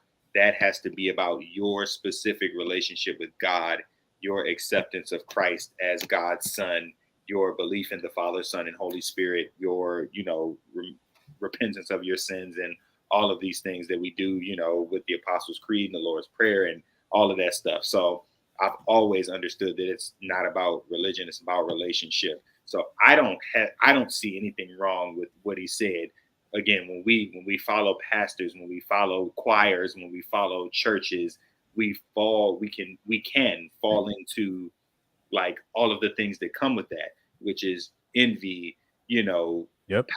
power trips, gossip, all of the things that happen in buildings and not in relationship. Things that happen with people in general. With people, so that's what he's alluding to, that the in the religion you're going to find all of the things that could go wrong. In your relationship with God, you'll find all of the things that could be right. So I think what he said was spot on, but like I said, I don't want people to miss what the true message is because of what would be the headline, of that moment. Yep. Well said. In the end, it is ultimately about your relationship. If you believe the Bible, if you're a Christian, and you know that Christ is the standard, not the person, not any pastor. I'm not even gonna name drop any pastor. They're not the standard. Now would we hold them to a standard? Should they be held to a standard? Absolutely, but they're not the standard, right? The standard, is Christ. So, it starts there, right? I think what causes a lot of church hurt is exactly what he said, is the things that aren't, in my opinion, that don't have anything to do with the kingdom relationship. Right. They don't have anything to do with that. The type of wig, or, there's some that, obsess over the type of clothes that you wear, and, and I'm not saying you should just come in wearing any old thing. Like you have some respect and decorum, like we talked about earlier. But I mean, you know, just the requirement for certain things, like as far as like, clothes. And God's not a respecter of persons. God's not a respecter of your clothes. You know what I mean? He's a respecter of faith. So, and I think that at some points when we stop preaching the message that's actually in the word, we start, people start preaching personal opinion and personal doctrine and stuff like that. I think that's when things get misconstrued, and that's where, the religious part starts to kick in. And that's the part I think everybody hates. I don't think anybody likes, being religious, in that way. You know what I'm saying? But again, that doesn't mean that you're not held to a standard. That doesn't mean that, just because you're not super religious doesn't mean that you don't use the use the principles in the Bible. Still, just because you're not religious doesn't mean you don't read the Bible. You know what I'm saying? It just means you may not judge somebody for wearing jeans to church, Right. as opposed to wearing a 3-piece suit to church, or a skirt. or a skirt. Right. Right. Some places, some practices, a woman in pants is an abomination. Well, and to that, I would say, well, if you can point me to the chapter and verse where it says that, then I'll listen. But you have to be able to point me to chapter and verse with full context to explain that to me. And if you can't, then I don't want to hear it. You know what I'm saying? Like straight up. And that's, again, like that's where a lot of churches are falling apart. They kind of just say stuff, and, I won't say all of them, but there are some who just kind of say stuff, and there are some who say any old things. They don't want to offend some people. They don't want to make some people mad and all that kind of thing. And I think that's another issue. There is, we got to actually, people actually got to start preaching what the Bible actually says. That's a whole other conversation. Pull up Melody's comments, because they're like they're Yeah. spot on, and it makes me, you know, Molly music is one of my favorite. Um, I'll call him a gospel artist, even though I think Molly music is more like he's kind of like in the middle. He's, you know, he's just got good energy. And you know, one of his song lyrics was, you know, like people of God don't even read their Bibles; they're just quoting like words Mhm. they heard. Yeah. So you know, you'll find some people who can, you know, quote them those famous scriptures. You know, for God so loved the world that He gave His only Son. Like, you know, the ones that you're just gonna know. You know, but like it's not until you know you read it for yourself, you interpret for yourself, you understand for yourself, and you contextualize for yourself, because you know there are portions of the New Testament that are relative directly to parts of the Old Testament. So if you can't connect the two, you'll miss, you know, why that happening the way it happened is so important. If you can't, you know, relate portions of the Bible to other portions, which comes from your own study, you just don't get it. So like the fact that people don't read, they just pull the cliff notes, is why a lot of people are so easily, you know, shaken. And it's, you know, and again, I will never profess to be perfect. I struggle with areas of my faith, and I have no problem talking about it. Since my mother passed, like I got a lot of why gods. You know, just I mean, in one, you know, seeing people recover from cancer, beat it, you know, that kind of thing. Well, why not us? And you know, why did you have to take her? And why does it have to be like this? Why do I feel alone? Why am I suffering? So I got a lot of questions, you know, with my faith, and God and I wrestle about a lot of those things, you know, at particular seasons of my life. But like, I know enough of the word to not completely go away from God just because I'm frustrated with Him for you know, a decision that He made. That again, He knows better than me, because I'm human and operate in my humanness and my emotions and feelings, where He operates as omnipotent, you know, and all powerful. So, you know, we do have to, again, develop relationship with God and then strengthen that relationship, so that even in times of great struggle, we don't disconnect from God, which is what I believe she was alluding to. For sure. So I'm gonna comment on Melody's her comments, because that's one of the things that's really been, you know, something that just bothers me when people put their pastors on pedestals, Mhm. because you know now you're now, you know, make like you were saying, Trey, right? The standard. You're making this pastor, this man, you know, the standard. It's almost you know, I it's almost like idolizing, right? You're idolizing your pastor, and any It's quite literally idolizing your pastor. I'm gonna say it. Any pastor that isn't teaching their their you know their congregation to do the research for themselves, to study, to show thyself approved, to go ahead, don't just take my word for it. Look, like here's the verse, here's where I'm coming from. You know, you need to question, you know, your pastor, question that, because you have to seek God for yourself, not seek God through your pastor.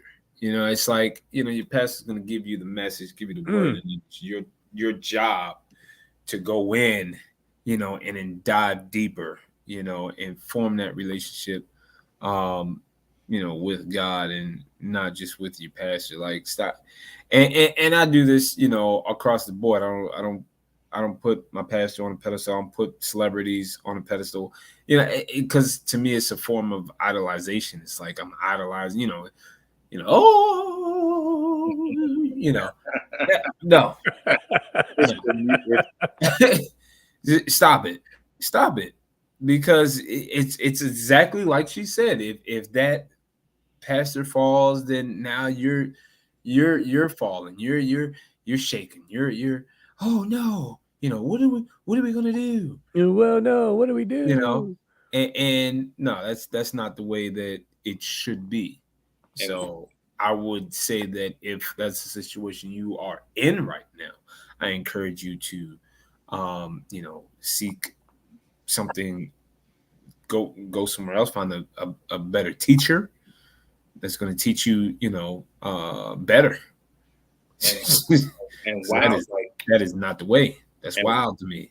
Yeah. wildly enough, I respected my pastor mentor more once I saw he was human.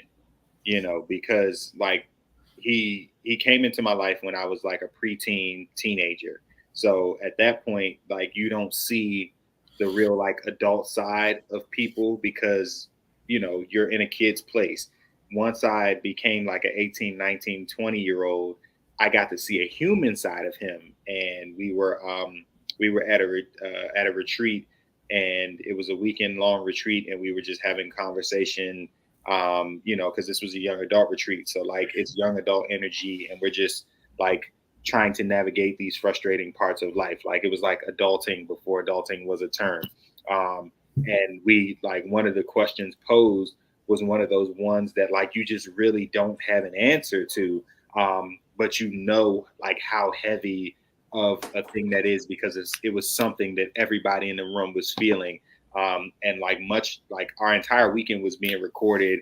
So I hope I don't get in trouble for this, but he was like, cut the cameras off, and he was like, sometimes you just gotta say, damn, and like then proceeded to say like, you know, there are gonna be points in life where like you don't have an answer, like, and you'll continue to be in prayer about it and seek God's face about it, but like life can and will get the best of you at some point. And so sometimes you just got to say damn. And like that wasn't the most grand thing. It was not Martin Luther King's I Have a Dream speech, but like it was so it was so poignant to me in the moment because he became human.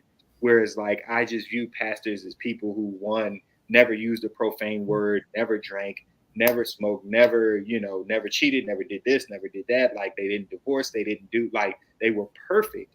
So once I got to see him human, I appreciated him more as a person and mentor, and then found liberty to begin to discover things for myself. So like I think like those kinds of leaders have to in in some ways show a human side of them instead of trying to play perfect, because a lot of pastors try to play perfect, and that part you'll immediately lose me, a person who knows well and all of that. Like if you're trying to pretend to be perfect, because that's Yep. not the even as a leader of a church, that's not what God called you to be for that church. He called you to be a leader. He didn't call you to be perfect. We all fall short. So like if you can't admit that you fall short just like the rest of us, you're gonna lose people along the way. Or at least that you have fallen short Yeah. at a point, right? Mm. I think there is a human element, there is a real element, and I think there is a biblical element, of course, right? That we have all sinned and we shouldn't judge other people for their struggle, right? Like everybody, you said it, everybody has a struggle. I think when you focus on the person, then that means that you've taken your eyes away from God. It means you're not focused on God anymore. You're focused on that person. So a lot of times I talk with people about church hurt, like just kind of, or their personal church hurt, right? And, overwhelmingly what I hear is some variation of, well, the people at the church did this, or the pastor at the church said that, or a deacon at the church did whatever, right? And ultimately, what that boils down to is still, you are putting more faith and more trust in the person than you are in the Most High. and that, now I'm not saying that, hey, listen, if that pastor, that particular pastor doesn't resonate with you, okay, cool, listen, go find another one that does. And there are different ones, right? Hey, maybe we resonate with you, because I ain't trying to be nobody's pastor. I can talk to you about some stuff, but I ain't trying to be nobody pastor in front of nobody, because I might start cussing, and I don't want nobody, I probably will start cussing, and I don't want nobody to be stumbled by what I said and start focusing on the fact that I started cussing and start missing the message, right? So that's why I ain't in front of nobody's actual pulpit. But hey, maybe it is that. Maybe, like you said, Kev, maybe it's the person that can keep it real with you, and they can remind you that, hey, they're human too, and we're all in this fight together. We're all striving for perfection. We're all striving for perfection. All of us. And maybe that's what resonates with people. So who knows? But I will say again that the standard is not that, some of us got great pastors, but the standard ain't your pastor. Some of us got great youth leaders. The standard ain't your youth leader. Some of us are married to, great biblical people and spiritual people. They are not the standard.